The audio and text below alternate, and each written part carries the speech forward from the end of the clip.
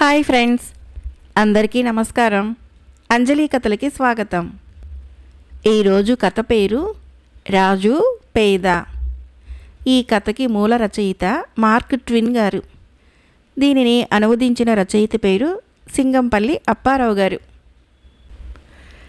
ప్రపంచ ప్రసిద్ధిగాంచిన లండన్ మహానగరంలో 1530వ సంవత్సరంలో ఇద్దరు కుర్రవాళ్ళు జన్మించారు.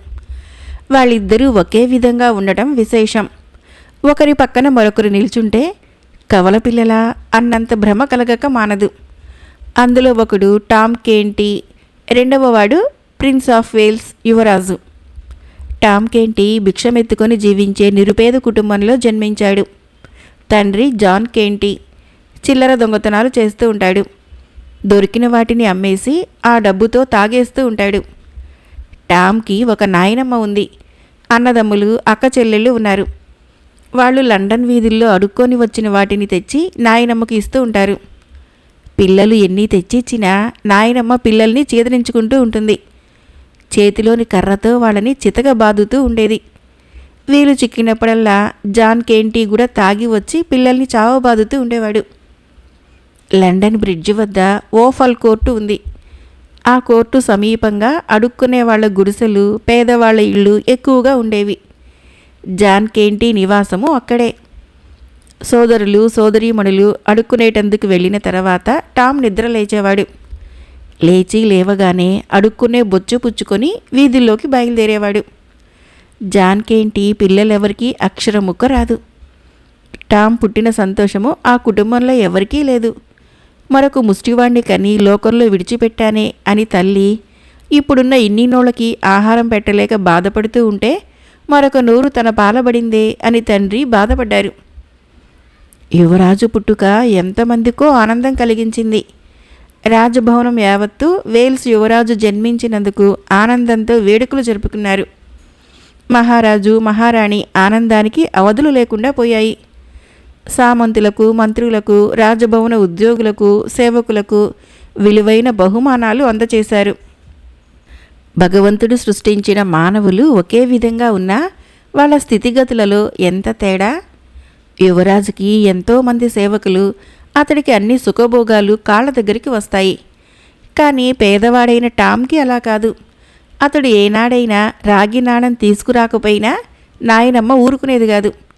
ఆనాడు అతడు పస్తులతో పడుకోవలసిందే. కన్న కడుపు ఉండబట్టక అతడి తల్లి చాటుగా ఎండిన రొట్టె ముక్క పెట్టి నిద్రపోమనేది. టామ్ అది తిని ఇన్ని మంచినీళ్ళు తాగి ఏ మారుమూలనో నేల మీద పడి నిద్రపోయేవాడు. టామ్కి ఏదీ లేకపోయినప్పటికీ చక్కని పగటి కలలు కంటూ ఉండేవాడు. 8వ మహారాజు హెన్రీకి తాను కొడుకుగా పుట్టినట్లు, తాను వేల్స్ యువరాజైనట్లు ఊహించుకునేవాడు.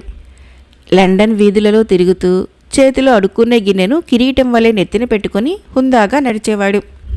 తనను వందిమాగదులు కీర్తిస్తున్నట్లు, సేవకులు సేవ చేస్తున్నట్లు, విలువైన దుస్తులు, ఆభరణాలు ధరించినట్లు నటిస్తూ ఉండేవాడు.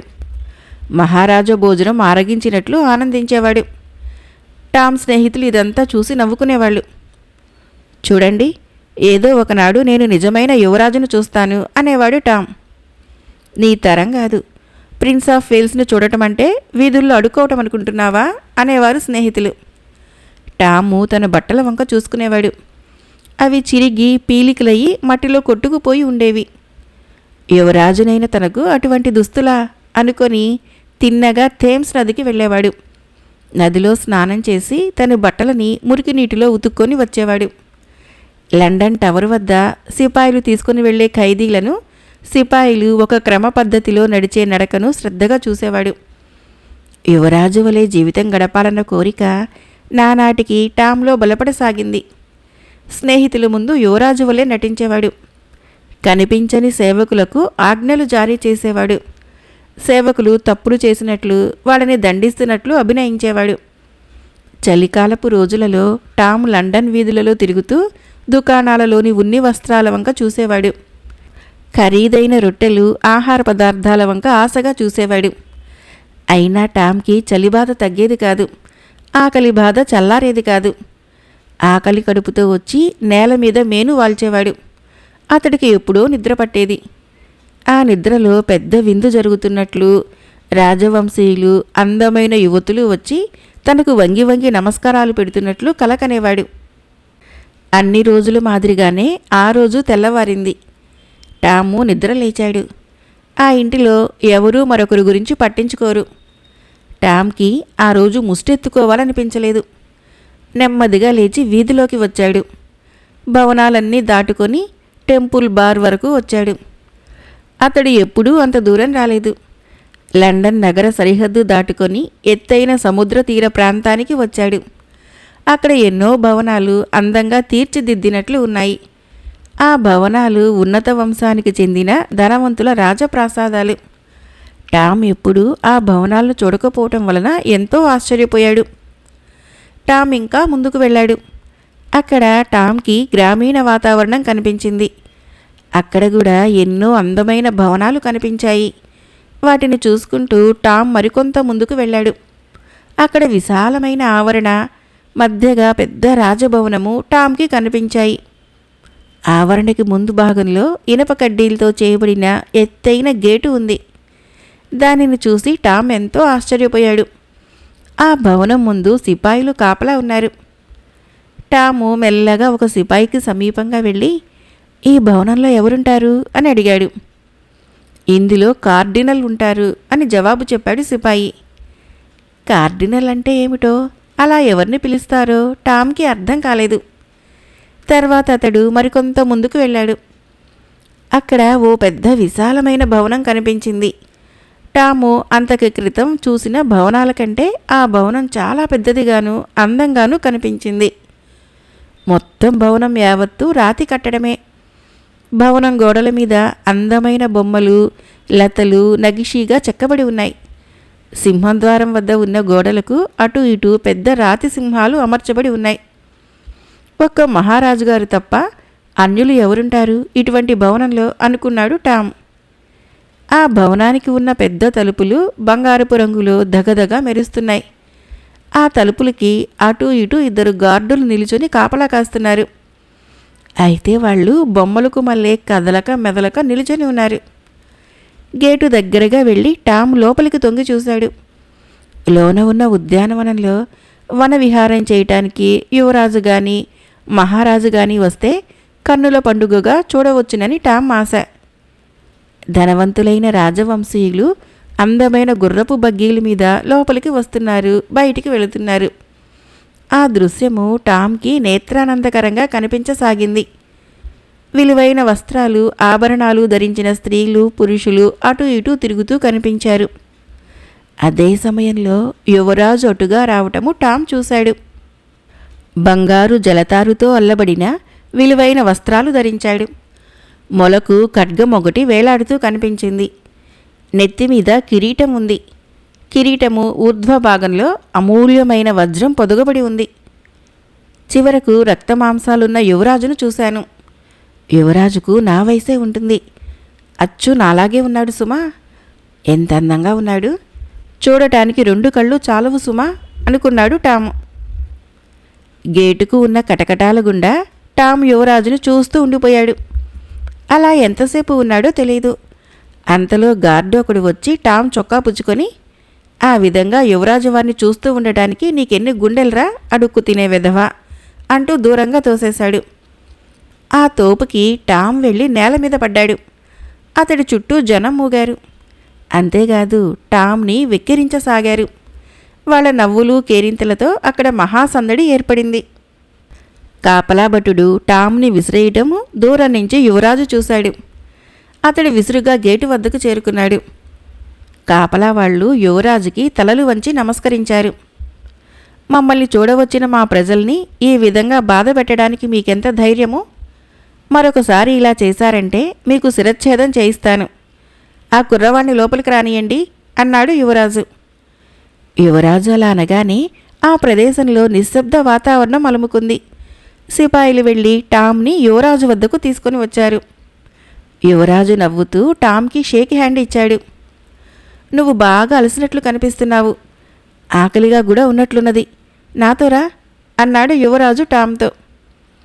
యువరాజు తన రాజప్రాసాదానికి బయలుదేరాడు. టామ్ అతడిని అనుసరించాడు. అతడికి రంగురంగుల అందమైన దృశ్యాలు కనిపించసాగాయి. ఇది కళ నిజమా అనుకున్నాడు టామ్. నీ పేరేమిటో కుర్రవాడా? యువరాజు టామ్ని అడిగాడు. నా పేరు టామ్ కేంటి జవాబు చెప్పాడు టామ్.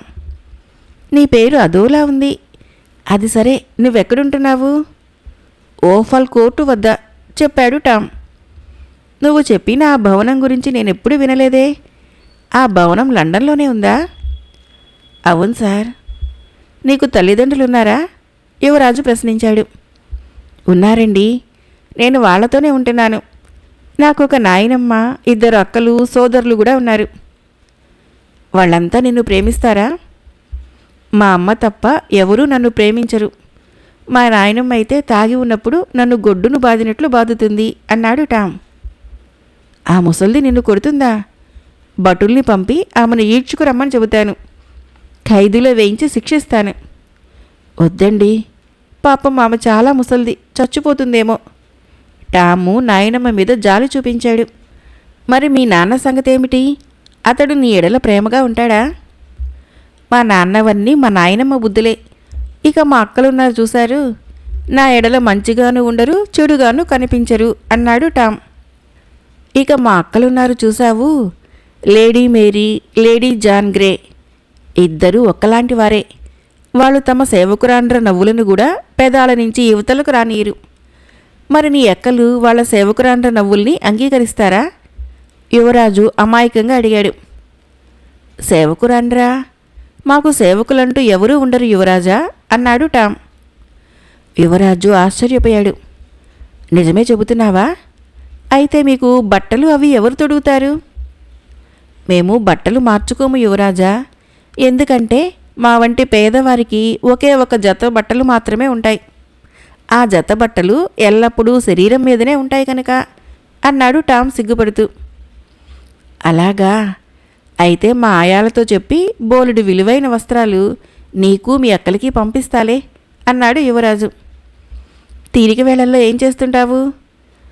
పిల్లలతో కోతి కొమ్మచ్చి ఆటలు ఆడుతుంటాను. కాలవల్లోనూ నదిలోనూ బట్టలు విప్పేసి ఈతలు కొడుతూ ఉంటాము. ఇంకా ఎన్నో రకాల ఆటలు ఆడుకుంటూ ఉంటాము అన్నాడు టామ్. యువరాజు ఆలోచిస్తూ, నువ్వు చెప్పినవన్నీ చేయాలని నాకెంతో సరదాగా ఉంటుంది. మట్టిలో ఆడుకోవాలని చాలా ఉబలాటంగా ఉంటుంది. కానీ నా సంరక్షకులు ఉన్నారు చూశావు, వాళ్ళు నేను బట్టలు విప్పేటందుకు కూడా అనుమతించరు అన్నాడు.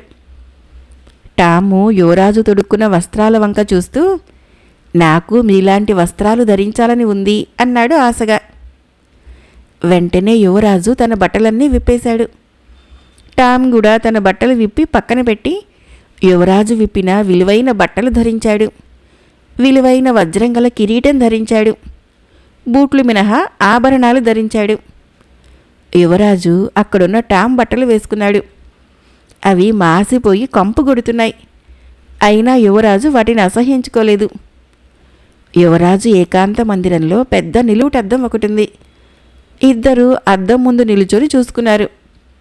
తర్వాత ఒకరినొకరు చూసుకొని ఆశ్చర్యపోయారు. 2 ఒకే పోలిక, ఒకే రకం ముఖ కవళికలు, ఒకే ఎత్తు, ఒకే వయసు, ఒకే విధమైన తలకట్టు. నువ్విక్కడే ఉండు, నేను బయటికి వెళ్ళి క్షణంలో వచ్చేస్తాను అంటూ యువరాజు మందిరం తలుపులు తెరుచుకొని బయటికి వెళ్ళిపోయాడు. టామ్ అక్కడే కూర్చొని తన వైభవానికి మురిసిపోసాగాడు. యువరాజు మురికి గుడ్డలతో యువతలికి వచ్చాడు.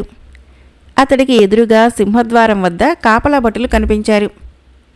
యువరాజు చకచకా నడుచుకుంటూ వాళ్ళ దగ్గరికి వచ్చి, తలుపులు తెరవండి అన్నాడు ఆజ్ఞాపించే ధోరణిలో. ముష్టి వెధవ మూలంగా యువరాజు గారి చేత తిట్లు తిన్న కాపలావాడు మురికి బట్టల్లో ఉన్న యువరాజును చూస్తూనే మండిపడ్డాడు. చప్పున అతడి మెడపుచ్చుకొని విసురుగా గేటు బయటికి తోసిపారేశాడు. దానితో యువరాజు వేగంగా వెళ్ళి నేల మీద బోర్లపడ్డాడు. నీ వంటి అడుక్కు తినే వెధవకు ఇదే శిక్ష, పో అవతలకి అంటూ కాపలావాడు గేటు తలుపులు వేసేసుకున్నాడు. ఒరేయ్, నా వంటి రాజవంశానికి సంబంధించిన వ్యక్తిని అవమానపరిచావు. నేనెవరో తెలుసా? మీ అందరికీ యువరాజుని, ఈ దేశానికి కాబోయే మహారాజుని. మహారాజుతో చెప్పి నీకు ఉరిశిక్ష విధిస్తాను. మర్యాదగా తలుపులు తెరుస్తావా లేదా అంటూ యువరాజు కేకలు వేయసాగాడు. అయినా కాపలా భటులు వినిపించుకోలేదు. రాతి బొమ్మలకు మళ్ళీ నిలబడి ఉండిపోయారు. జనము గుమిగూడి నవ్వటం ప్రారంభించారు. ఖడ్గం ఉంటే వాళ్ళ తలలు నరికేయాలన్నంత ఆగ్రహం ముంచుకు వచ్చింది. నేల మీద పడటం వలన మోకాళ్ళు కొట్టుకుపోయి రక్తం చిమ్మి బాధ పెట్టసాగింది. చేసేది లేక యువరాజు నెమ్మదిగా లేచి కుంటుకుంటూ లండన్ నగరం దిక్కుగా బయలుదేరాడు. వేల్స్ యువరాజు నెమ్మదిగా నడుచుకుంటూ బయలుదేరాడు. ఎక్కడికి వెళ్లాలో తెలియదు, ఏం చేయాలో తెలియదు. అయినా నడుస్తూనే ఉన్నాడు. కాలికి తగిలిన దెబ్బ బాధపడుతూ ఉండగా ఒక నీటి గుంట దగ్గరికి వచ్చాడు. చారలు కట్టిన రక్తాన్ని కడుక్కున్నాడు. యువరాజు లండన్ నగరంలోకి ప్రవేశించాడు. అతని తండ్రి 8వ హెన్రీ ఆ నగరాన్ని పరిపాలిస్తున్నా ఎక్కడ ఏమి ఉందో కూడా యువరాజుకు తెలియదు. కొంతసేపటికి యువరాజు నగరంలో ఉన్న ఓ చర్చి వద్దకు వచ్చాడు. పాడుబడిపోయిన ఆ చర్చిని రాజుగారు బాగు చేయించారు. పూర్వం ఆ చర్చిలో మఠాధికారులు, పూజారులు ఉండేవాళ్ళు. కానీ రాజుగారు దానిని బాగు చేయించిన తర్వాత అక్కడ అనాథ శరణాలయం వెలిసింది. దిక్కులేని పిల్లలు అక్కడ ఉంటున్నారు. ఆ సంగతి యువరాజుకు తెలుసు. వాళ్ళు తనకు తప్పక సహాయం చేస్తారు. తన విషయము రాజభవనానికి తెలియచేస్తారు అనుకున్నాడు యువరాజు. అక్కడ చర్చి ఆవరణలో చాలామంది పిల్లలు అటూ ఇటూ తిరుగుతున్నారు. వాళ్ళు నీలం రంగు గౌనులు వేసుకున్నారు. ఎర్ర రంగు బెల్టులు నడుముకు బిగించి కట్టుకున్నారు. శుభ్రంగా తలలు దువ్వుకొని చాలా అందంగా కనిపిస్తున్నారు. బడికి వెళ్లే పిల్లలు వలె ఉన్నారు. యువరాజు గబగబా వాళ్ళ వద్దకు వెళ్ళాడు. ముష్టివాడు తమ వద్దకు వచ్చాడేమిటని వాళ్ళు ఆశ్చర్యపోతూ యువరాజును చూశారు. నేను ఎడ్వర్డ్ని, వేల్స్ యువరాజుని. అనాథ శరణాలయం అధికారి ఎక్కడా? చప్పున వెళ్ళి అతన్ని నా సమక్షానికి తీసుకుని రండి అన్నాడు యువరాజు హుందాగా. పిల్లలంతా ఒక పెట్టున బిగ్గరగా నవ్వుతూ చప్పట్లు కొట్టారు.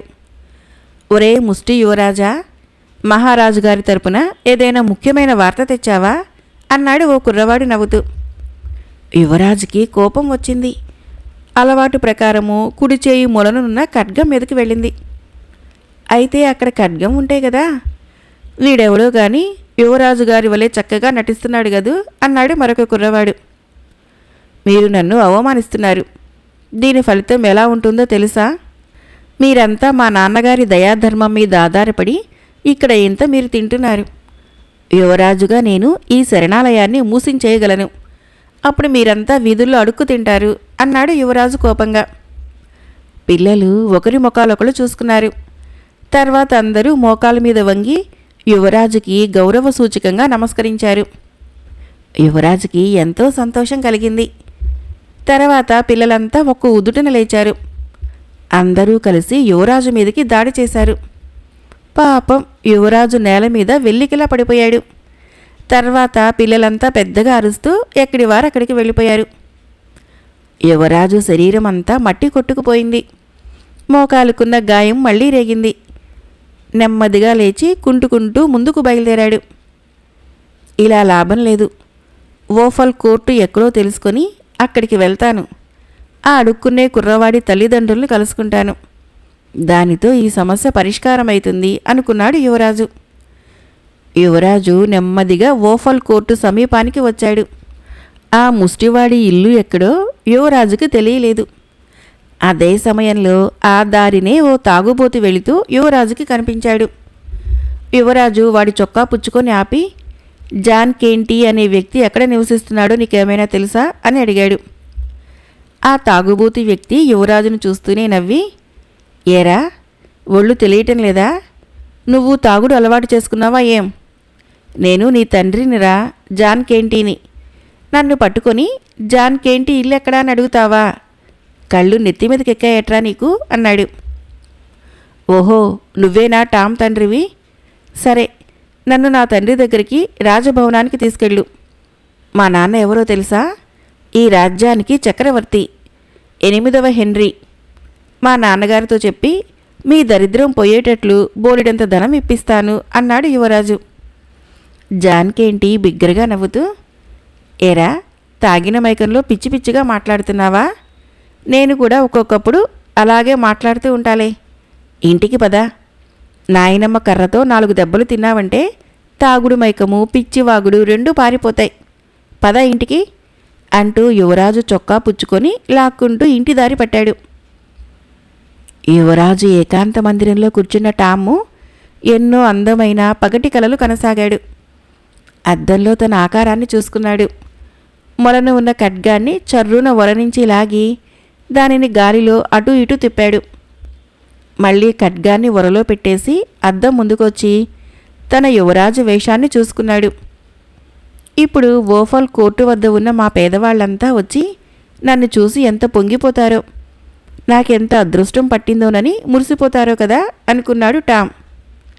అతడు ఆ గదిలో చాలాసేపు ఏకాంతంగా గడిపాడు. అలా ఒంటరిగా ఉండటము టామ్కి విసుగు పుట్టించింది. ఎక్కడికి పోయాడు ఈ యువరాజు? ఎంతసేపని నేను ఈ గది దగ్గర ఉండను? యువరాజు ఉంటే సరదాగా మాట్లాడుకుంటూ ఉండేవాళ్ళం కదా అనుకున్నాడు టామ్. వెంటనే అతడు తలుపులు తెరుచుకొని యువతలికి వచ్చాడు. అక్కడ నిలుచుని ఉన్న సేవకులు టామ్ను చూస్తూనే కొద్దిగా నేలకు వంగి శిరస్సులు వంచి నమస్కరించారు. ఆ సేవకులు వేసుకున్న బట్టల వంక చూశాడు టామ్. వాళ్ళ బట్టలు చాలా అందంగా ఉన్నాయి. వీళ్ళు నా వంటి ముష్టి వెదవుకు నమస్కరించటమేమిటి? బహుశా నన్ను వెక్కిరిస్తున్నారేమో. యువరాజు వచ్చిన తర్వాత వీళ్ల మీద తప్పక ఫిర్యాదు చేయాలి అనుకున్నాడు టామ్.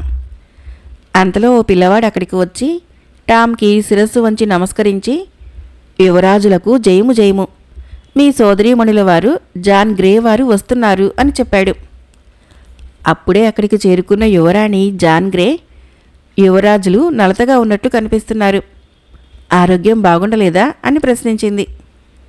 టామ్ ఆశ్చర్యపోతూ, మీరు పొరపడుతున్నారు, నేను యువరాజు కాదు, నా పేరు టామ్ కేంటి, నేను ఉండేది ఓఫల్ కోర్టు వద్ద.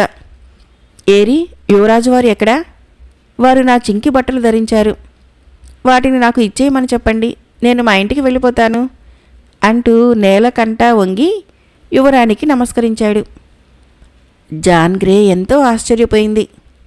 తన కజిన్ సోదరుడైన యువరాజు ఎడ్వర్డు ఎన్నడూ ఎవరి ముందు అలా మోకాళ్ళ మీద కూర్చొని శిరస్సు వంచి నమస్కరించలేదు.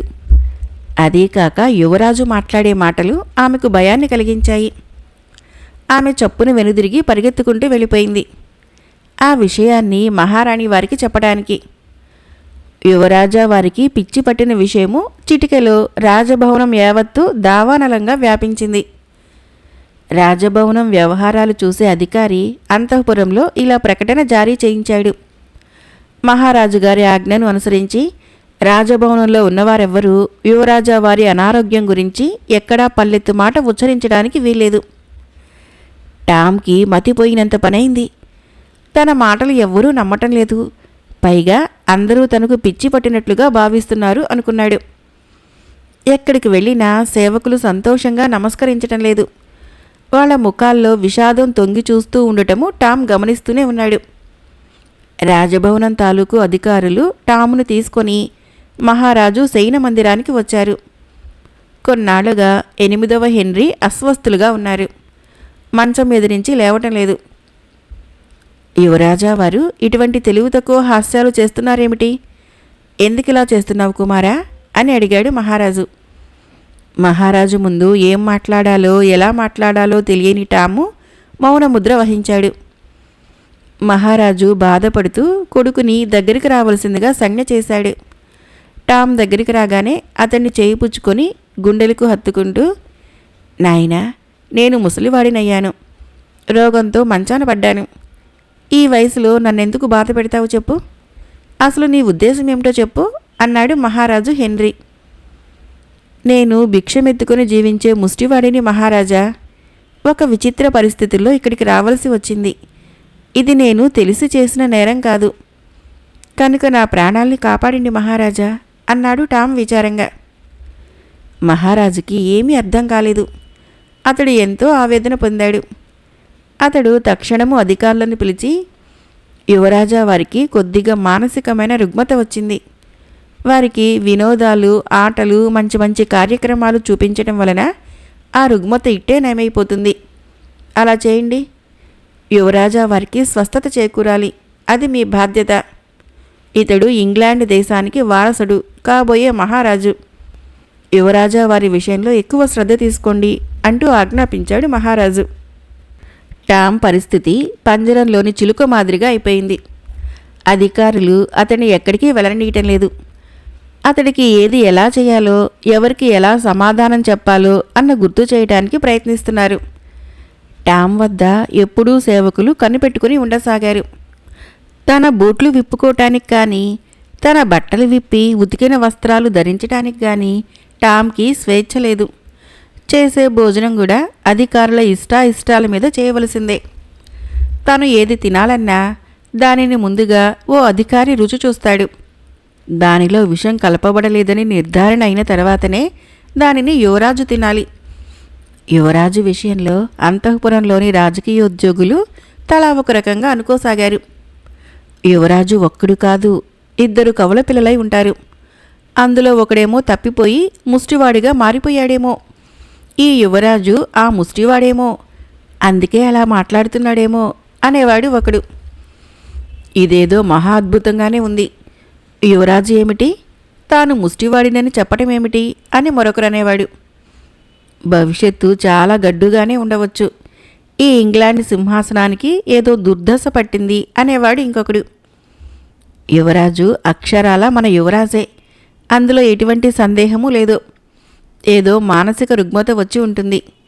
నిజంగా అతడు ముష్టివాడే అయితే ఇంత రాజభోగము, మహారాజు పదవి తన స్వంతం అవుతున్నప్పుడు హాయిగా తిని కూర్చోక నేను ముష్టివాడిని, నన్ను బయటికి పంపేయండి అని ఎందుకు గెంతులేస్తాడు అనేవాడు వేరొకడు. అది నిజమే, ఇతడు అక్షరాల మన యువరాజే అనుకున్నారు వాళ్ళు. ఏది ఏమైనా టామ్ జీవితము బంగారు పంజరంలోని చిలుక మాదిరిగా అయిపోయింది. మహారాజు హెన్రీ నిద్ర నుంచి ఒక్క ఉదుటన లేచి కూర్చున్నాడు. ఏమైంది ప్రభు అని అడిగాడు సేవకుడు. నిద్రలో నాకొక కల వచ్చింది. ఆ కలలో నేను చనిపోయానట. అది నిజమేననిపిస్తుంది. త్వరలోనే నేను చనిపోతాను అన్నాడు మహారాజు. అదే సమయంలో న్యాయాధికారి అక్కడికి వచ్చి, ప్రభువులకి ప్రణామములు. నార్పోక్ ప్రభువు మీద మిగతా మన సామంతులు అనేక నేరారోపణలు చేస్తున్నారు. అతడిని ఉరితీయవలసిందిగా వారి అభ్యర్థన. మన పార్లమెంటు కూడా అందుకు తన ఆమోదముద్ర వేసింది. ఇక తమ అనుమతి కోసమే ఎదురు చూస్తున్నాము. తమరు ఆర్డర్ పేపర్ మీద రాజముద్ర వేస్తే డ్యూక్ ఆఫ్ నార్ఫోక్ని ఉరితీస్తాము అని చెప్పాడు. మహారాజు ఆర్డర్ పేపర్ మీద ఆమోదముద్ర వేయటానికి రాజముద్ర కోసం అటు ఇటు చూశాడు. అయితే మహారాజుకి రాజముద్ర కనిపించలేదు.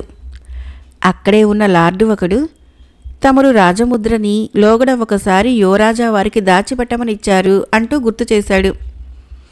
అయితే నువ్వు తక్షణం వెళ్ళి ఆ రాజముద్రికని యువరాజా వారిని అడిగి తీసుకునిరా అని లార్డును ఆజ్ఞాపించాడు మహారాజు. లార్డు వెళ్ళి టామ్ని రాజముద్రిక గురించి అడిగాడు. అప్పటికి టాము చదవటము రాయటము నేర్చుకున్నాడు. అంతఃపురంలో ఎలా ప్రవర్తించాలో, ఎలా మాట్లాడాలో అన్నీ క్షుణ్ణంగా నేర్చుకున్నాడు. రాజముద్రికను మేము ఎక్కడ దాచిపెట్టామో జ్ఞాపకం రావటం లేదని, జ్ఞాపకం వస్తూనే రాజముద్రికను పంపుతామని, మతిమరుపుకు యువరాజా వారు క్షమాపణలు కోరుతున్నారని ప్రభువుల వారితో మనవి చెయ్యి అని టామ్ సమాధానం చెప్పాడు. యువరాజుకి ఇంకా స్వస్థత చేకూరనందుకు మహారాజు ఎంతో బాధపడ్డాడు. రాజముద్రిక లేకపోతే ఆర్డర్ పేపర్ మీద సంతకం చేయకూడదు. చేసినా దానికి విలువ ఉండదు. ఏం చేయాలి? మహారాజు చప్పున లేచి కూర్చొని, చూడండి న్యాయాధికారి గారు, మనం మన సామంత రాజ్యాలకు వెళ్ళినప్పుడు చిన్న రాజముద్రికను తీసుకుని వెళ్ళేవాళ్ళం కదా, అది ఎక్కడుంటుందో మీకేమైనా జ్ఞాపకం ఉందా అని మహారాజు న్యాయాధికారిని ప్రశ్నించాడు. అది మన కోశాగారంలో ఉంది ప్రభు అన్నాడు న్యాయాధికారి. తక్షణము చిన్న రాజముద్రికను తెప్పించండి. వారెంట్ పేపర్ మీద రాజముద్ర వేసి సంతకం చేస్తాను. నార్ఫోక్ ప్రభువు మీద తక్షణమే చర్య తీసుకోండి అన్నాడు మహారాజు. జాన్కేంటి యువరాజు చొక్కా పుచ్చుకొని ఇంటికి లాక్కొని వచ్చాడు కదా. యువరాజుని ఇంటికి తీసుకొని వచ్చి వేగంగా ఒక్క తోపు తోశాడు. దాంతో యువరాజు వెళ్ళి నేల మీద బోర్లా పడ్డాడు. కొడుకు మీద జాన్కేంటి పెద్దగా కేకలు వేస్తూ అసహ్యంగా తిట్టడం ప్రారంభించాడు. ఇంటిలో నుంచి టామ్ అక్కలు అమ్మ యువతలకి వచ్చి ఆ దృశ్యాన్ని చూశారు. తాగి వచ్చిన తండ్రిని చూస్తూనే ఆడపిల్లలు చెరొక మూల భయంతో నక్కిపోయారు. టామ్ తల్లి కళ్ళనీళ్లు పెట్టుకోవడం తప్ప ఏమీ చేయలేకపోయింది. అంతలో ఎక్కడికో వెళ్ళిన ముసలిది ఇంటికి వచ్చింది. యువరాజును చూస్తూనే ఉగ్రమూర్తి అయింది. ఆడపిల్లల కంటికి నాయనమ్మ ఒక పెద్ద భూతంలాగా కనిపించింది. ఆ ముసలిదాని కళ్ళల్లో ద్వేషం తప్ప ఆప్యాయత అనేది కనిపించడం లేదు. ముసలిది చేతిలోని కర్ర పైకెత్తి, ఇంటికి రాకుండా ఎక్కడెక్కడ తిరుగుతున్నావు చెబుతావా లేక అంది. నువ్వు నన్ను కొట్టడానికి వీల్లేదు. ఎందుకో తెలుసా, నేను వేల్స్ యువరాజుని అన్నాడు. ఆ మాటలకి ముసలిది నోరు వెళ్ళబెట్టింది.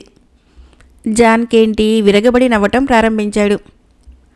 టామ్ తల్లి పరిగెత్తుకుంటూ కొడుకు వద్దకు వచ్చి, ఒరే నాయనా, ఏమిట్రా పిచ్చి మాటలు? ఫాదర్ ఆండ్రూ గారు ఇచ్చిన పుస్తకాలు చదివి ఊహాలోకంలో విహరిస్తున్నావు. నువ్వాక తాగుబోతు కొడుకు అని, మీ నాన్న ఒక దొంగ అని, ముష్టి ఎత్తుకొని బ్రతికే ముష్టి మనిషి అని మర్చిపోకు నాయనా అంది ఆప్యాయంగా. యువరాజు ఆ తల్లి ముఖం వంక జాలిగా చూశాడు. అతడికి తల్లి ప్రేమలోని మాధుర్యం ఎటువంటిదో అవగాహన అయింది. కాదమ్మా, ఇప్పుడు నీ కొడుకు మా అంతఃపురంలో ఉన్నాడు. మా నాన్న హెన్రీ మిమ్మల్ని అనుగ్రహిస్తాడు. మీకు బోలెడంత ధనం ఇస్తాడు. నువ్వు నా ఎడల చూపించిన ఈ ఆప్యాయత ఫలితము వృధా పోదు అన్నాడు యువరాజు. టామ్ తల్లి చప్పున యువరాజు నోరు తన చేత్తో మూస్తూ, గట్టిగా అరవకు నాయనా. నీ మాటలు ఎవరైనా వింటే వెళ్ళి మహారాజు గారితో చెబుతారు.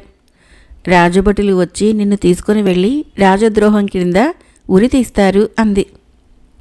జాన్కేంటి కూతుళ్ళ వంక చూస్తూ, ఇంకా అక్కడే కూర్చున్నారేం? ఇలా వచ్చి యువరాజా గారి ముందు మోకాళ్ళ మీద కూర్చొని గౌరవ వందనం చేయండి అంటూ బిగ్గరగా నవ్వటం ప్రారంభించాడు. సరే, ఇవాళ నువ్వు సంపాదించిన డబ్బు ఇలా ఇవ్వు, ఇంటి అద్దె చెల్లించాలి అన్నాడు జాన్కేంటి యువరాజుతో. యువరాజు శూన్యంలోకి చూస్తూ ఉండిపోయాడు. జాన్కేంటీకి ఎక్కడలేని ఆగ్రహం ముంచుకొచ్చింది. దగ్గరగా నిలబడి ఉన్న కూతుళ్ల చంపలు వాయగొట్టాడు. యువరాజుని ఎత్తి గోడకు విసిరికొట్టి బయటికి వెళ్ళిపోయాడు. యువరాజు ఏడుస్తూ అక్కడే నేల మీద పడి నిద్రపోయాడు. టామ్ తల్లి అతడి వద్దకు వచ్చి కూర్చుంది. కొవ్వొత్తి వెలుగులో కొడుకు ముఖం వంక పరీక్షగా చూసింది. ఆమె తల్లి హృదయానికి అతడు తన కొడుకు కాదన్న విషయం అర్థమైంది. నా టామ్ ముఖము, ఈ కుర్రవాడి ముఖము ఒకే పోలికలో ఉండవచ్చు, కానీ ఈ కుర్రవాడు నా కొడుకు మాత్రం కాదు. లోకంలో ఒకే పోలికలో ఇద్దరు ఉండటం అసంభవం కాదు అనుకుంది. అతడు తన కొడుకా కాదా అని తేల్చుకునేటందుకు ఆమె ఒక పరీక్ష పెట్టాలనుకుంది. టామ్ అయితే ఉదయం లేస్తూనే భయంగా పరిసర ప్రాంతాలని చూస్తాడు. 2 చేతులు ముందుకు చాచి బద్ధకంగా ఆవలిస్తాడు. ఇంటిలో అలికిడి లేదని తెలుసుకొని ముష్టిగిన్నె చేతబుచ్చుకొని వీధిలోకి పారిపోతాడు. వెంటనే టామ్ తల్లి కొవ్వొత్తి దీపాన్ని తెచ్చి యువరాజు కళ్ళ మీద కాంతి పడేటట్లు చేసింది. యువరాజు నెమ్మదిగా కళ్ళు తెరిచాడు. అయితే ఆ చూపులో భయం కానీ నిరాశ కానీ కనిపించలేదు. అతడు మళ్ళీ నెమ్మదిగా కళ్ళు మూసుకొని, విలియం, ఎక్కడున్నావు? లార్డ్స్ అంతా ఎక్కడున్నారు అన్నాడు. టామ్ తల్లి తన పరీక్షను 2-3 సార్లు చేసి ఆ కుర్రవాడు తన కొడుకు కాదని నిర్ధారణ చేసుకుంది. ఎంత మహాద్భుతం! ఈ దేశానికి కాబోయే మహారాజు ఇక్కడ ఈ పూరి గుడిసెలో కటిక నేల మీద నిద్రపోవటమా? అయితే మా టామ్ ఎక్కడున్నాడు అని ఆలోచిస్తూ ఆమె ఉండిపోయింది. లేవండి, నిద్ర లేవండి అన్న కేకలు బయట నుంచి వినిపించి జాన్కేంటి లేచి వెళ్ళి తలుపు తీశాడు. ఎదురుగా ఫాదర్ ఆండ్రూ నిల్చుని, ఏమయ్యా జాన్, నీకేమైనా బుద్ధి ఉందా లేదా? అవతల దేశ ప్రజలంతా వేల్స్ యువరాజైన ఎడ్వర్డ్ క్షేమం కోసము పూజలు చేస్తూ వినోదాలు వేడుకలు చేసుకుంటుంటే నువ్వు టామ్ని చితకబాదుతూ ఉంటావేమిటి? తండ్రులు కొడుకుల్ని బాధించరాదని యువరాజు ఆజ్ఞాపించాడు. నీ విషయం ఎవరికైనా తెలిసిందో రాజభటులు వచ్చి నిన్ను తీసుకుని పోతారు అని చెప్పాడు. జాన్కేంటీకి భయం వేసింది. అటు ఇటు చూశాడు. యువరాజు నేల మీద పడుకొని నిద్రపోతున్నాడు. జాన్ గబగబా అక్కడికి వెళ్ళి యువరాజుని అమాంతం లేపి నిలబెట్టి అతడి చేయిపుచ్చుకొని బయటికి ఈడ్చుకొని పోయాడు. వోఫల్ కోర్టు దాటి వీధులన్నీ దాటి లండన్ బ్రిడ్జ్ సమీపానికి తీసుకొని వచ్చాడు.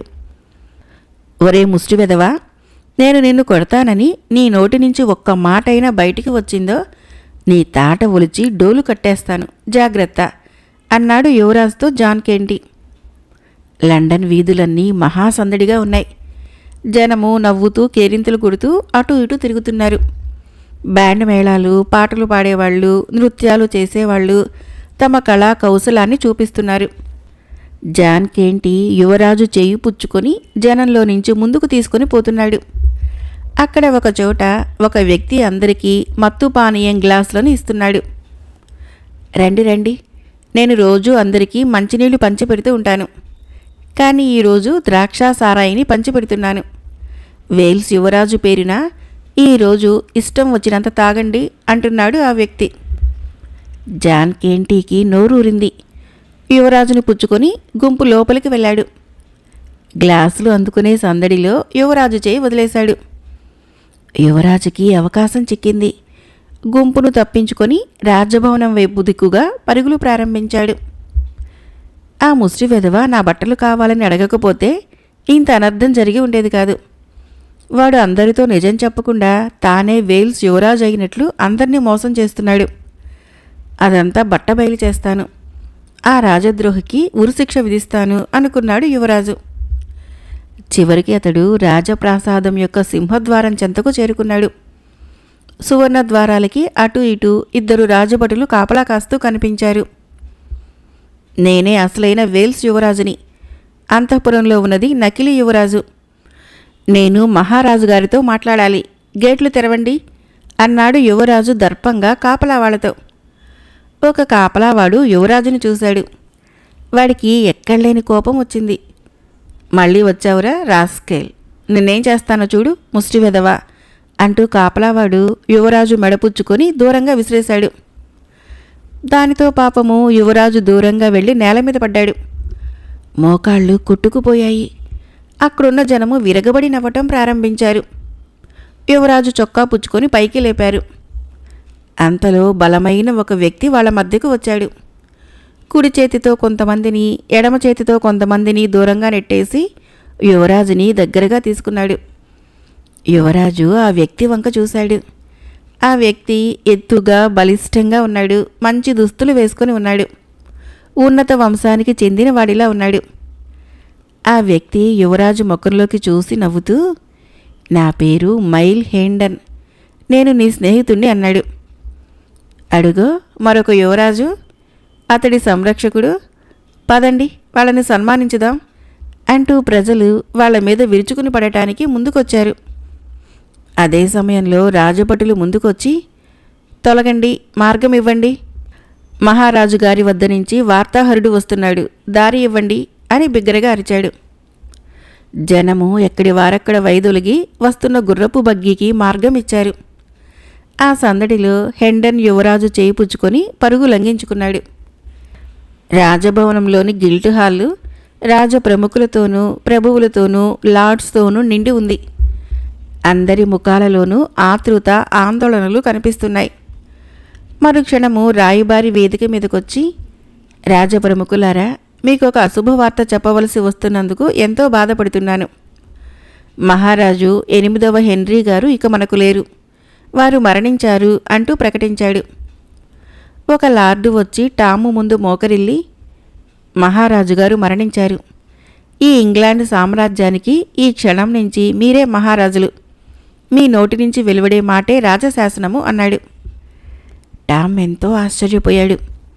తర్వాత లార్డుతో ఇలా అన్నాడు, నేను ఈ ఇంగ్లాండ్ సామ్రాజ్యానికి మహారాజుని అయితే, నా నోటి నుంచి వెలువడే మాట రాజశాసనమే అయితే, నేను మహారాజుని అయిన శుభ సందర్భంలో నార్ఫోన్ ప్రభువును క్షమించి విడిచిపెట్టాలనుకుంటున్నాను.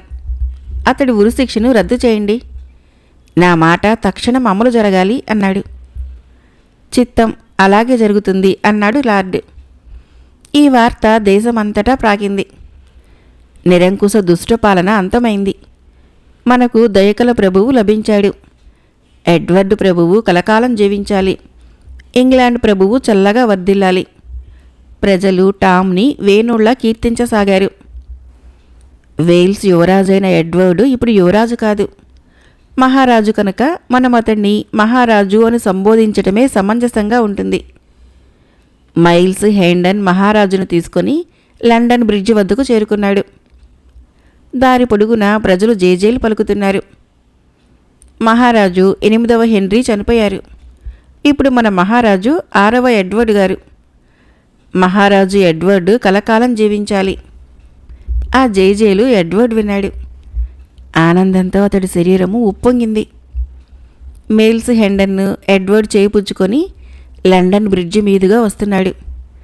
ఆ బ్రిడ్జి అటు లండన్ నగరానికి ఇటు దక్షిణ వార్కికి మధ్యన ఉంది. బ్రిడ్జికి ఇరుప్రక్కల అందమైన దుకాణాలు ఎన్నో ఉన్నాయి.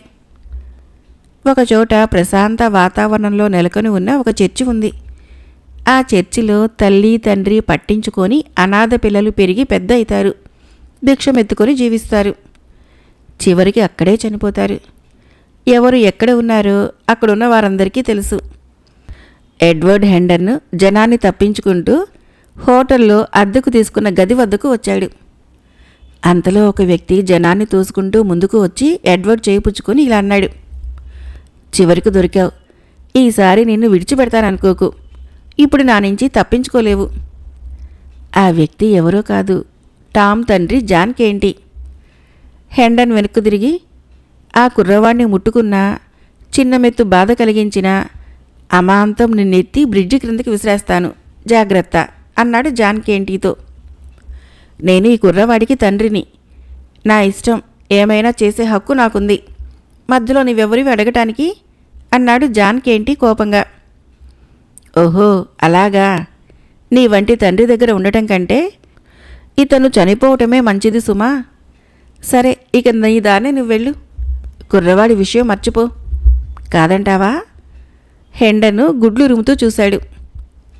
జాన్ కేంటీ ఎడ్వర్డ్ చేయి వదిలేసి వాళ్ళని తిడుతూ శాపనార్థాలు పెడుతూ వెళ్ళిపోయాడు. చివరికి వాళ్ళు హోటల్ గది వద్దకు వచ్చారు. గది చాలా మురికిగా అసహ్యంగా ఉంది. గదిలోని బల్లలు కుర్చీలు పాడుపడి ఉన్నాయి. ఆ గదిలో ఒకే ఒక్క మంచం ఉంది. గదిలో అడుగు పెడుతూనే ఎడ్వర్డ్ అలసటతో మంచం మీద పడిపోయి కాళ్ళు బార్లా చాపేశాడు. చూడు మిత్రమా, నాకు నిద్ర వస్తోంది. భోజనానికి పదార్థాలన్నీ బల్ల మీద సిద్ధం చేసిన తర్వాత నన్ను నిద్రలేపు అని చెప్పి ఎడ్వర్డు గుర్రు పెట్టి నిద్రపోయాడు. ఈ ముష్టి వెధవ చూడు, నా మంచం మీద తన్ని పెట్టుకుని పడుకున్నాడు. ఇదేదో తన రాజభవనం అయినట్లు, తానొక యువరాజునైనట్లు, ఈ మంచము హంసతూలిక తల్పం అయినట్లు, నేను ఈ వెధవకు సేవకుడినైనట్లు పగటికల కంటున్నాడు కాబోలు అనుకున్నాడు హెండన్. అయినా హెండన్కు ఆ అందమైన కుర్రవాడి మీద కోపం రాలేదు. ఎంతో జాలి సానుభూతి కలిగాయి.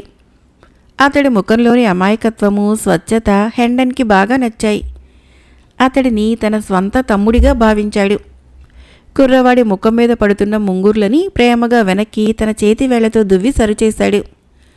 కుర్రవాడికి చలిగాలి తగులుతుందేమోనని తన కోటు విప్పి మీద కప్పాడు. వీడిని మా ఇంటికి తీసుకుని వెళతాను. నేను 7 సంవత్సరాల తర్వాత ఇంటికి వెళుతున్నాను. నేను దేశ బహిష్కార శిక్ష పొందిన వాడిని.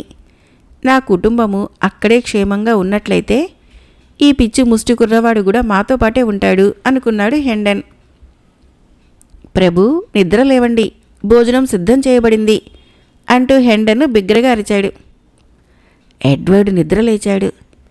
స్నానాల గదిలోకి వెళుతూ, అలా నిలబడి చూస్తావేం, వచ్చి నాకు స్నానం చేయించు అన్నాడు. హెండన్ నవ్వుకున్నాడు. అతడి ఊహాతీత ప్రవర్తనకు ఆశ్చర్యపోయాడు. నీళ్లతో అతడికి స్నానం చేయించాడు. తుడుచుకునేటందుకు తుండుగుడ్డ అన్నాడు ఎడ్వర్డ్.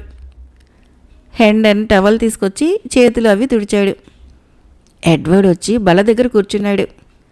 హెండన్ను దిగువన కూర్చున్నాడు. లేచి నిలబడు ఆజ్ఞాపించాడు ఎడ్వర్డ్. హెండన్ లేచి నిల్చున్నాడు. రాజుగారు ముందు కూర్చోవటము నేరమని నీకు తెలీదా అన్నాడు ఎడ్వర్డ్. రాచమర్యాదలు పద్ధతులు గురించి ఈ కుర్రవాడికి ఎలా తెలిసాయా అని హెండన్ ఆశ్చర్యపోయాడు. తర్వాత గ్లాసులో ద్రాక్ష సారాయి పోసి కుర్రవాడికి చేతికిచ్చాడు. ఎడ్వర్డ్ గ్లాస్ అందుకుంటూ, ఇప్పుడు చెప్పు, నువ్వెవరు, నీ జీవిత వృత్తాంతమేమిటి అని అడిగాడు ఎడ్వర్డ్ రాజు. అతడలా ప్రశ్నించగానే హెండర్కి తన గత జీవితం మనసులో మెదిలింది. అప్పుడు హెండెన్ను తన గాథ ఇలా చెప్పడం ప్రారంభించాడు. నా తండ్రి ధనవంతుడైన రాజవంశీయుడు, మా ప్రాంతానికి ప్రభువు. అతడి పేరు సర్ రిచర్డ్ హెండన్. నాకు 2 సోదరులు ఉన్నారు. ఒకడి పేరు ఆర్థర్, రెండోవాడి పేరు హగ్. మా మేనత్త కూతురు కూడా మాతోటే ఉండేది. ఆమె పేరు మేడం ఎడిత్. మిస్ ఎడిత్ నేను ప్రేమించుకున్నాము, పెళ్లి చేసుకోవాలనుకున్నాము. అయితే నా సోదరులు ఆర్థర్, హగ్గులు కలిసి వలపన్నారు. ఎడిత్కు ధనాస చూపించారు. ఎడిత్ తనని వివాహం చేసుకునేటందుకు అంగీకరించిందని ఆర్థర్ ప్రకటించాడు. వాళ్ళ వివాహం నిశ్చయమైంది. నేను ఎంతో బాధపడ్డాను. ప్రేమను కాలదన్ని ఎడిత్ డబ్బుకు అమ్ముడుపోయిందని దుఃఖించాను. అయితే నా సోదరులు నన్ను ఆ ప్రాంతంలో ఉండకుండా చేయటానికి ఓ పథకం తయారు చేశారు. నేను ఎడిత్ని అపహరించి తీసుకుని పోయేటందుకు ఏర్పాట్లు చేశానని సాక్ష్యాధారాలతో మా నాన్న వద్ద నిరూపించారు. మా నాన్నకు నా మీద ఆగ్రహం వచ్చింది. కొడుకును కాబట్టి ఎటువంటి శిక్ష వేయలేడు కదా, కానీ శిక్ష కాని శిక్ష విధించాడు. సైన్యంతో సహా శత్రురాజు మీదకి యుద్ధానికి పంపించాడు. ఆ యుద్ధంలో నేను ఓడిపోయి వాళ్లకు ఖైదీగా చిక్కాను. 7 సంవత్సరాలు జైలు జీవితం గడిపాను. ఇన్నాళ్లకు తిరిగి స్వదేశం వెళుతున్నాను. ఈ మధ్యకాలంలో అక్కడ ఏం జరిగిందో, ఎవరు ఉన్నారో కూడా నాకు తెలియదు ప్రభు. అంతా విన్న తర్వాత ఎడ్వర్డు, చూడు హెండెన్, నా కష్టకాలంలో బాధలు అనుభవిస్తున్నప్పుడు నన్ను రక్షించావు, దయ చూపించావు. తిరిగి నేను సింహాసనాన్ని అధిష్ఠిస్తే నేను నిన్ను విశేష ధన సంపత్తితో బహుకరిస్తాను. నువ్వు ఏమైతే గతంలో పోగొట్టుకున్నావో అదంతా తిరిగి నీకు వచ్చేటట్లు చేస్తాను. నువ్వంటే నాకెంతో ఇష్టంగా ఉంది హెండెన్. ఈ ఆనంద సమయంలో నీ కోరిక ఒకటి తీర్చాలన్న దృఢ సంకల్పంతో ఉన్నాను. ఏదైనా ఒకటి కోరుకో అన్నాడు. హెండన్ను బాగా ఆలోచించి, ప్రభు, నాది ఒక్కటే కోరిక. నేను, నా కుటుంబము ఎల్లప్పుడూ మీ ఎదుటనే, మీ కళ్ళ ముందే జీవిత శేషాన్ని గడపాలని ఉంది. ఆ అవకాశాన్ని ఇప్పించండి ప్రభు అన్నాడు. అలాగే జరుగుతుంది అంటూ మహారాజు హెండెన్ని తన ముందు మోకరిల్లమని చెప్పాడు. హెండన్ అలాగే చేశాడు. ఆ గదిలో ఉన్న తుప్పు పట్టిన ఖడ్గాన్ని తీసుకొని ఎడ్వర్డ్ దానిని హెండన్ భుజానికి తాకించాడు. పైకి లేచి నిలబడు సర్ మైల్స్ హెండన్. ఈ క్షణం నుంచే నువ్వు మా సైన్యంలో మహాయోధుడివి. నువ్వు సర్వవేళలా మా సమక్షంలోనే ఉంటావు అన్నాడు. ఆ తర్వాత అతడు తిరిగి మంచం మీద పడుకొని నిద్రపోయాడు. ఈ కుర్ర వెధవ నా మంచాన్ని తిరిగి ఆక్రమించుకున్నాడు. పోనీలే, పడుకోనియ్యి. నేను గుమ్మం వద్ద పడుకొని కాపలా కాస్తాను. వీడిని ఎత్తుకుపోయేటందుకు వీడి నాన్న ఒకడు ఉన్నాడు కదా, వాడు రాకుండా చూడాలి అనుకున్నాడు హెండెన్. కుర్రవాడు మహారాజులాగా బాగా అభినయిస్తున్నాడు. ఈ వయసు కుర్రవాళ్లంతా వీధులలో రాజు దొంగ ఆటలు ఆడుతూ ఉంటారు కదా, బహుశా వీడు రాజుగారి పాత్ర పోషిస్తూ ఉండేవాడేమో. ఏది ఏమైనా కుర్రవాడి బట్టలు బాగా మాసి చిరిగిపోయి ఉన్నాయి. మార్కెట్కి వెళ్ళి బట్టలు తీసుకొని రావాలి అనుకున్నాడు హెండెన్. హెండెన్ను నిద్రలేచాడు. అప్పటికి ఎడ్వర్డ్ నిద్ర లేవలేదు. హెండెన్ను తలుపులు దగ్గరగా వేసి మార్కెట్కి వెళ్ళాడు. నా ప్రభువుకి మంచి రాజసం ఉట్టిపడే వస్త్రం తీసుకోవాలి అనుకున్నాడు హెండెన్. ఒక షాపులో దగదగా మెరుస్తున్న పట్టులాంటి వస్త్రం కొన్నాడు. మరొక చోట సూది దారం తీసుకున్నాడు. ఆ తర్వాత ఒకచోట కూర్చొని మహారాజు గారికి దుస్తులు కుట్టడం ప్రారంభించాడు. అలా కుట్టడంలో ఒకసారి సూది హెండెన్ చూపుడు వెలిలో దిగబడిపోయింది. చివరికి ఎలాగైతేనేమి మహారాజు గారికి బట్టలు తయారయ్యాయి. పర్వాలేదు, ఆ మురికి బట్టల కన్నా ఇవి కొంత మెరుగు. వాడి ఒంటి మీద బట్టలు విప్పేసి ఇవి తొడుగుతాను అనుకుంటూ హెండెన్ను హోటల్ గదికి చేరుకున్నాడు. తలుపులు తెరిచి లోపలికి వచ్చాడు. ఎవరున్నారక్కడ? మహారాజు లేడు. ఖాళీ మంచం బోసిగా కనిపించింది. హెండెన్ను ఆ చుట్టుపక్కల గాలించాడు. అయినా మహారాజు కనిపించలేదు. హోటల్ మేనేజర్ వద్దకొచ్చి, ఏ, మా కుర్రవాడెక్కడా? ఎక్కడికి వెళ్ళాడో చూసావా అని ప్రశ్నించాడు హెండెన్. మీరు అలా వెళ్ళిన కొంతసేపటికి ఎవడో ఒక వ్యక్తి వచ్చాడు సార్. అతడు చాలా మొరటుగా ఉన్నాడు, తాగి ఉన్నాడు. గది లోపలికి వెళ్ళాడు. కొద్దిసేపటికి కుర్రవాడి చేయి పుచ్చుకొని బయటకు తీసుకుని వచ్చాడు. విసురుగా ఇద్దరూ వీధిలోకి వెళ్ళిపోయారు. నాకు ఏదో అనుమానం వేసి వాళ్ళు ఎక్కడికి వెళ్తారో చూద్దామని వాళ్ళను అనుసరించాను. వాళ్ళు బ్రిడ్జి ఎక్కారు. నేను కూడా బ్రిడ్జి ఎక్కాను. అయితే బ్రిడ్జి మీద నడుస్తున్న జనసమూహంలో కలిసిపోయి కనిపించకుండా పోయారు అన్నాడు హోటల్ మేనేజర్. తన చిన్న పిచ్చి మహారాజుని అతడి తండ్రి తీసుకుపోయిన సంగతి తెలుసుకున్న హెండెన్ చాలా బాధపడ్డాడు. ఎక్కడైనా వాళ్ళు కనిపిస్తారేమోనని హెండన్ను లండన్ బ్రిడ్జి దిక్కుగా పరుగుదీశాడు. టామ్ని రాజదుస్తులతో సర్వాలంకారాలతో ముస్తాబు చేశారు. రాజప్రముఖుల మధ్యన నడుస్తూ టాము ఒక పెద్ద హాలులోనికి వచ్చాడు. అక్కడ ఎత్తైన ప్రదేశంలో రాజసింహాసనం ఉంది. టాము సింహాసనం మీద కూర్చున్నాడు. లార్డ్ హెర్డ్ఫోర్డ్ టామ్కి అన్ని విధాలా సహకరించడానికి సింహాసనం పక్కగా నిలుచొని ఉన్నాడు. అతని చేతిలో ఎన్నో కాగితాలున్నాయి. రాజకీయ వ్యవహారాలకి, సామంత రాజ్యాల జమా ఖర్చుల వ్యవహారాలకు, రాజ్యం యొక్క ఆదాయ వ్యయాలకి, ప్రజల కష్ట సుఖాలకు సంబంధించిన అనేక విధాలైన కాగితాలని టాము ఆ రోజు పరిష్కరించవలసి ఉంది. లార్డ్ హెడ్ఫోర్డ్ ఏవేవో చదువుతున్నాడు. అతను చదువుతున్న విషయాలలో ఏ ఒక్కటి కూడా టామ్కి అర్థం కాలేదు. అయితే ఒకచోట కర్మకాండ అంటే చనిపోయిన వారికి చేసే ఉత్తర క్రియలు అనే మాట లార్డ్ హెడ్ఫోర్డ్ చదువుతూ ఉన్నప్పుడు వచ్చింది. ఏదో ఒకటి మాట్లాడాలి కనుక, అయితే కీర్తిశేషులైన మహారాజు గారి కర్మకాండ ఎప్పుడు అని టామ్ నెమ్మదిగా అడిగాడు. ఈ నెల 16వ తారీఖున ప్రభు అని సమాధానం చెప్పాడు లార్డ్ హెడ్ఫోర్డ్. అంతవరకు శవం కుళ్ళిపోకుండా ఉంటుందా అన్నాడు టామ్. లార్డ్ హెడ్ఫోర్డు టామ్ చొక్కా పుచ్చుకొని ఎవరూ చూడకుండా లాగాడు. అలా మాట్లాడకూడదు, తప్పు అన్నట్లు సంజ్ఞ చేశాడు. ఆ తర్వాత రాజ్య వ్యవహారాలు చూసే కార్యదర్శి రాజ్యానికి సంబంధించిన ఖర్చులను చదివి వినిపించాడు. అతడు చదివి వినిపించిన దాని ప్రకారము బొకసంలో డబ్బు లేదని, 1200 మంది నౌకర్లకు జీతాలు ఇవ్వవలసి ఉందని తేలింది. టామ్ ఆలోచించి ఇలా అన్నాడు, మనకు ఇంత పెద్ద రాజభవనం దేనికి? ఉండే ఇల్లు ఎంత చిన్నదైతే నౌకర్లు అంత తక్కువ మంది ఉంటే సరిపోతుంది. మనం మరొక చిన్న ఇంటికి మారిపోతే బాగుంటుంది కదా. నాకు తెలిసిన ఒక ఇల్లు చేపల మార్కెట్ వద్ద ఉన్నది. మళ్ళీ లార్డ్ హెడ్ఫోర్డ్ అసభ్యంగా మాట్లాడకూడదు అని సంజ్ఞ చేశాడు. టామ్ మాటలు విన్నవాళ్ళు అతడికి మానసికమైన రుగ్మత ఉంది, మనమంతగా పట్టించుకోకూడదు అనుకున్నారు. ఆ తర్వాత స్వర్గీయ మహారాజు గారి వీలునామా చదవబడింది.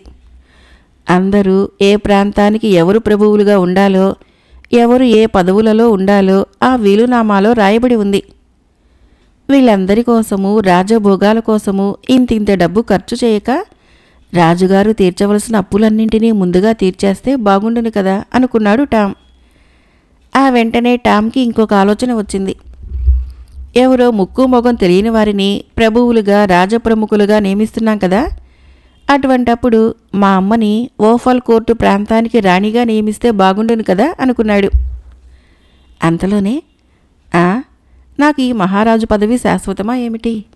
పదవి మాత్రం ఉంటుందా అనుకున్నాడు. ఆలోచన సాగరం నుంచి ఒడ్డెక్కిన టాము తన ముందు మోకరిల్లు ఉన్న ఒక కుర్రవాడిని చూశాడు. ఆ పిల్లవాడికి తన ఈడే ఉండటము టామ్కి ఆశ్చర్యం కలిగించింది. కుర్రవాడా, పైకి లేచి నిలబడు. ఇంతకీ ఎవరువు నువ్వు అని అడిగాడు టామ్.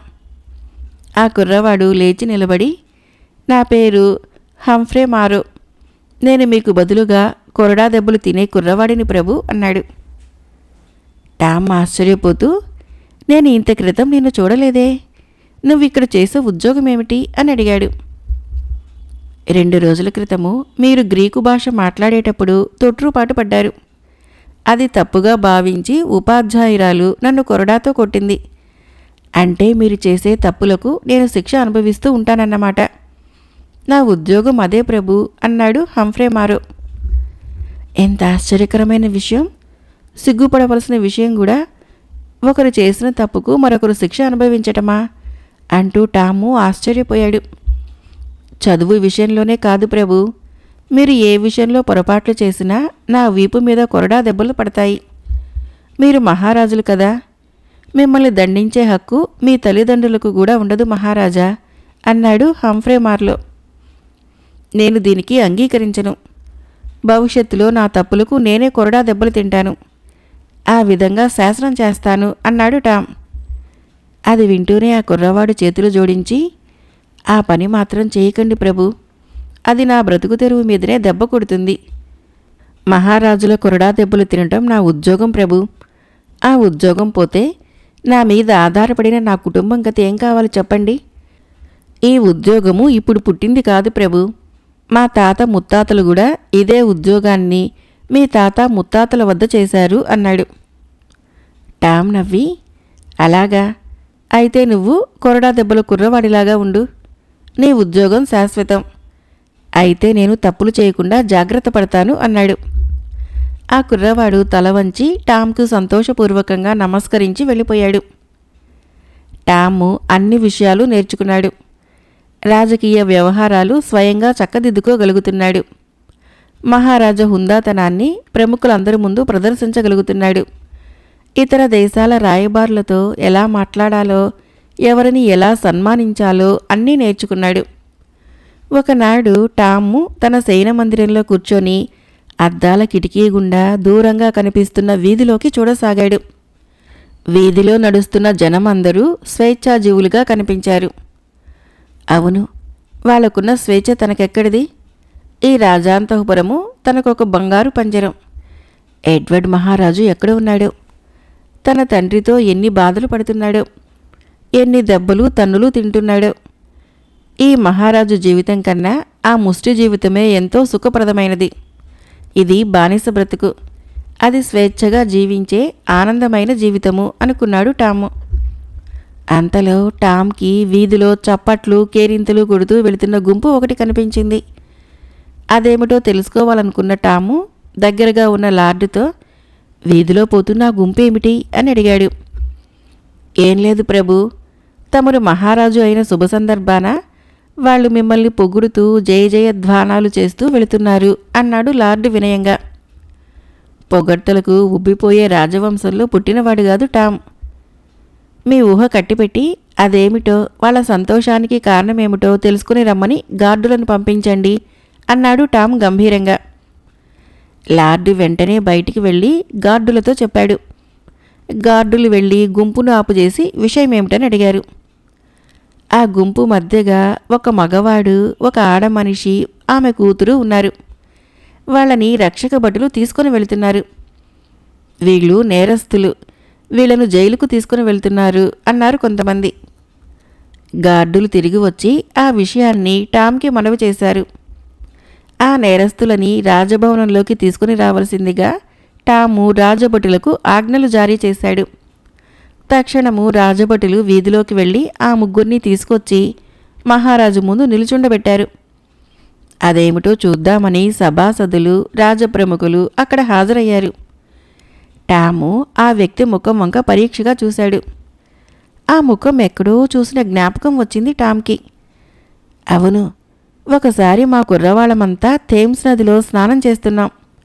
నా స్నేహితుడు గిలెన్ వాట్ అకస్మాత్తుగా నదీ ప్రవాహంలో కొట్టుకుపోసాగాడు. అదే సమయంలో ఈ వ్యక్తి పరుగున వచ్చి నీటిలోకి దూకి ప్రాణాలకు తెగించి నా స్నేహితుడిని రక్షించాడు. అటువంటి మంచి వ్యక్తి నేరం చేసి ఒక వ్యక్తిని హత్య చేస్తాడా? నమ్మదగ్గ విషయం కాదు అనుకున్నాడు టాము. ఈ వ్యక్తి చేసిన నేరం ఏమిటి అని టామ్ అడిగాడు. ఒక వ్యక్తి నిద్రపోతూ ఉంటే అతడి నోట్లో విషం పోసి హత్య చేశాడు ప్రభు అని చెప్పాడు పోలీస్ ఇన్స్పెక్టర్. ఎప్పుడు, ఏ తారీఖున ఈ సంఘటన జరిగింది? టామ్ ప్రశ్నించాడు. ఈ నెల 1వ తారీఖున ఉదయం 10 గంటలకు జరిగింది ప్రభు అన్నాడు ఇన్స్పెక్టర్. టామ్ గుర్తుకు తెచ్చుకున్నాడు. అవును, ఈ వ్యక్తి అదే రోజున ఉదయం 10 గంటలకి థేమ్స్ నదిలో మునిగిపోతూ ఉన్న తన స్నేహితుడిని రక్షించాడు. ఒకే వ్యక్తి ఒకే సమయంలో 2 ప్రదేశాలలో ఎలా ఉండగలడు? నువ్వు చెప్పదలుచుకుందేమైనా ఉందా? టామ్ ఆ వ్యక్తిని ప్రశ్నించాడు. ఈ నేరం నేను చేయలేదు ప్రభు. నా శత్రువు ఒకడు నన్ను ఉరికంబం ఎక్కించాలని కుట్ర పన్ని ఈ నేరం నా మీదకి నెట్టాడు మహాప్రభు. వీళ్ళు చెబుతున్న ఆ రోజు ఉదయం 10 గంటలకి థేమ్స్ నదిలో మునిగిపోతున్న ఒక కుర్రవాడిని రక్షించి ఇంటికి తీసుకుని వెళ్ళి ఉపచారాలు అవి చేశాను అన్నాడు ఆ వ్యక్తి దీనవదనంతో. ఈ వ్యక్తి నేరస్తుడు కాదు, తక్షణం విడుదల చేయండి అన్నాడు టామ్. ఇన్స్పెక్టరు అతడి చేతికి వేసిన సంఖ్యలను తీసివేశాడు.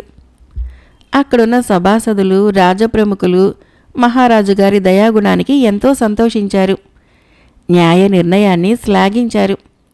తర్వాత టాము, యువతి, ఆమె కూతురు ముఖాల వంక చూస్తూ వీరు చేసిన నేరాలేమిటి అని ఇన్స్పెక్టర్ని అడిగాడు. ఆ యువతి ఒక మాంత్రికురాలు ప్రభు. తన దుష్టశక్తుల ప్రభావంతో తుఫానులు, భూకంపాలు సృష్టిస్తూ ఉంటుంది. నా తల్లి మాంత్రికురాలు కాదు, పిచ్చిది అని ప్రజలని మభ్యపెడుతూ ఉంటుంది. ఆ మాంత్రికురాలు కాలికి తొడిగిన నైలాను తొడుగు తీయగానే తుఫాను రావటం చూశామని చాలామంది చెబుతున్నారు ప్రభు. అందువలనే తల్లి కూతుళ్ళు ఇద్దరి మీద నేరారోపణ చేసి జైలుకు తీసుకుని వెళ్తున్నాము అన్నాడు ఇన్స్పెక్టర్. మరి ఆ విధంగా తుఫాను సృష్టించబడినప్పుడు ఈ మాంత్రికురాలు ఆమె సృష్టించిన తుఫానులో చిక్కుకొని బాధపడలేదా అంటూ టామ్ ప్రశ్నించాడు. ఎందుకు బాధపడలేదు ప్రభు? ఆ తుఫానులో ఈమె ఇల్లు కొట్టుకుపోయింది. తాను సృష్టించిన తుఫానులో తన ఇంటినే పోగొట్టుకున్న యువతి తనకు తాను నష్టం కలిగించుకున్నట్లే కదా. ఇది ఎంత ఆశ్చర్యకరమైన విషయము! ఎంత పిచ్చివాళ్లైనా అలా చేస్తారా? ఈమె ఆ విధంగా తుఫాను వరదలో తన ఇంటిని పోగొట్టుకున్నది కనుక తన నేరానికి శిక్ష అనుభవించినట్లే కదా అన్నాడు టామ్. అందరూ ఆశ్చర్యంతో నోరు వెళ్ళబెట్టి చూస్తూ ఉండిపోయారు.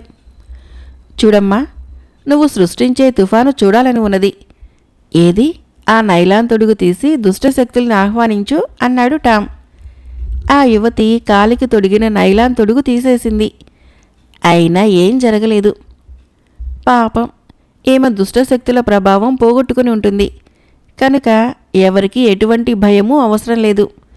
వీళ్లను నిర్దోషులుగా విడుదల చేయండి అన్నాడు టామ్. స్వేచ్ఛను పొందిన వాళ్ళు టామ్కి మోకరిల్లి తమ దారిని తాము వెళ్ళిపోయారు. అక్కడున్న వారంతా మహారాజు గారి న్యాయ నిర్ణయానికి ఘనంగా నివాళులర్పించారు. మైల్స్ హెండన్ హోటల్ గది నుంచి మరొక మొరటు మనిషితో బయలుదేరిన ఎడ్వర్డ్ లండన్ బ్రిడ్జి దాటి యువతల వైపుకు చేరుకున్నాడు. వేగంగా పరిగెత్తుకుంటూ రావటం వలన ఎడ్వర్డ్ బాగా అలసిపోయి ఒకచోట రొప్పుతూ నిలబడిపోయాడు. నేను మహారాజును అయినప్పటి నుంచే హెండెన్ నన్ను కనిపెట్టుకుని చూసుకుంటున్నాడు. హెండెన్కి ఏది జరగకూడదు అన్నాడు ఎడ్వర్డ్. ఎడ్వర్డ్ని తీసుకుని వచ్చిన మొరటు మనిషి కుంటుకుంటూ అతని వెనక వచ్చాడు. త్వరగా పద, నీ స్నేహితుడి హెండెన్ను గాయపడి అడవిలో ఉన్నాడని చెప్పాను కదా. నీ స్నేహితుడిని తక్షణం చూడాలని ఉంటే వెంటనే బయలుదేరు అన్నాడు కుంటివాడు. నా స్నేహితుడి హెండన్ని ఎవరు గాయపరిచినా సరే వారు దానికి తగిన ఫలితం అనుభవిస్తారు అన్నాడు ఎడ్వర్డ్. తర్వాత వాళ్ళిద్దరూ సమీపంలో ఉన్న అడవి ప్రాంతానికి చేరుకున్నారు. అక్కడ ఒక అందమైన ఇల్లు ఉంది. ఇద్దరూ ఆ ఇంటి లోపలికి వెళ్లారు. ఆ ఇంటిలో మరొక వ్యక్తి కూర్చొని ఉన్నాడు. అతడి కుడి కంటికి ఆకుపచ్చని గుడ్డ పట్టిలాగా కట్టబడి ఉంది. గడ్డం మాసి ఉంది. జుట్టు చిందరవందరగా ఉంది. నా స్నేహితుడు హెండన్ ఎక్కడా అన్నాడు ఎడ్వర్డ్. ఆ ఇంటి పరిసరాల్ని కలయ చూశాడు. ఇక్కడ నేను తప్ప నీ స్నేహితులెవరూ లేరు అన్నాడు కూర్చున్న వ్యక్తి నవ్వుతూ. ఏమిటి మోసం? ఎవరు నువ్వు అన్నాడు ఎడ్వర్డ్ కోపంగా. నేనా?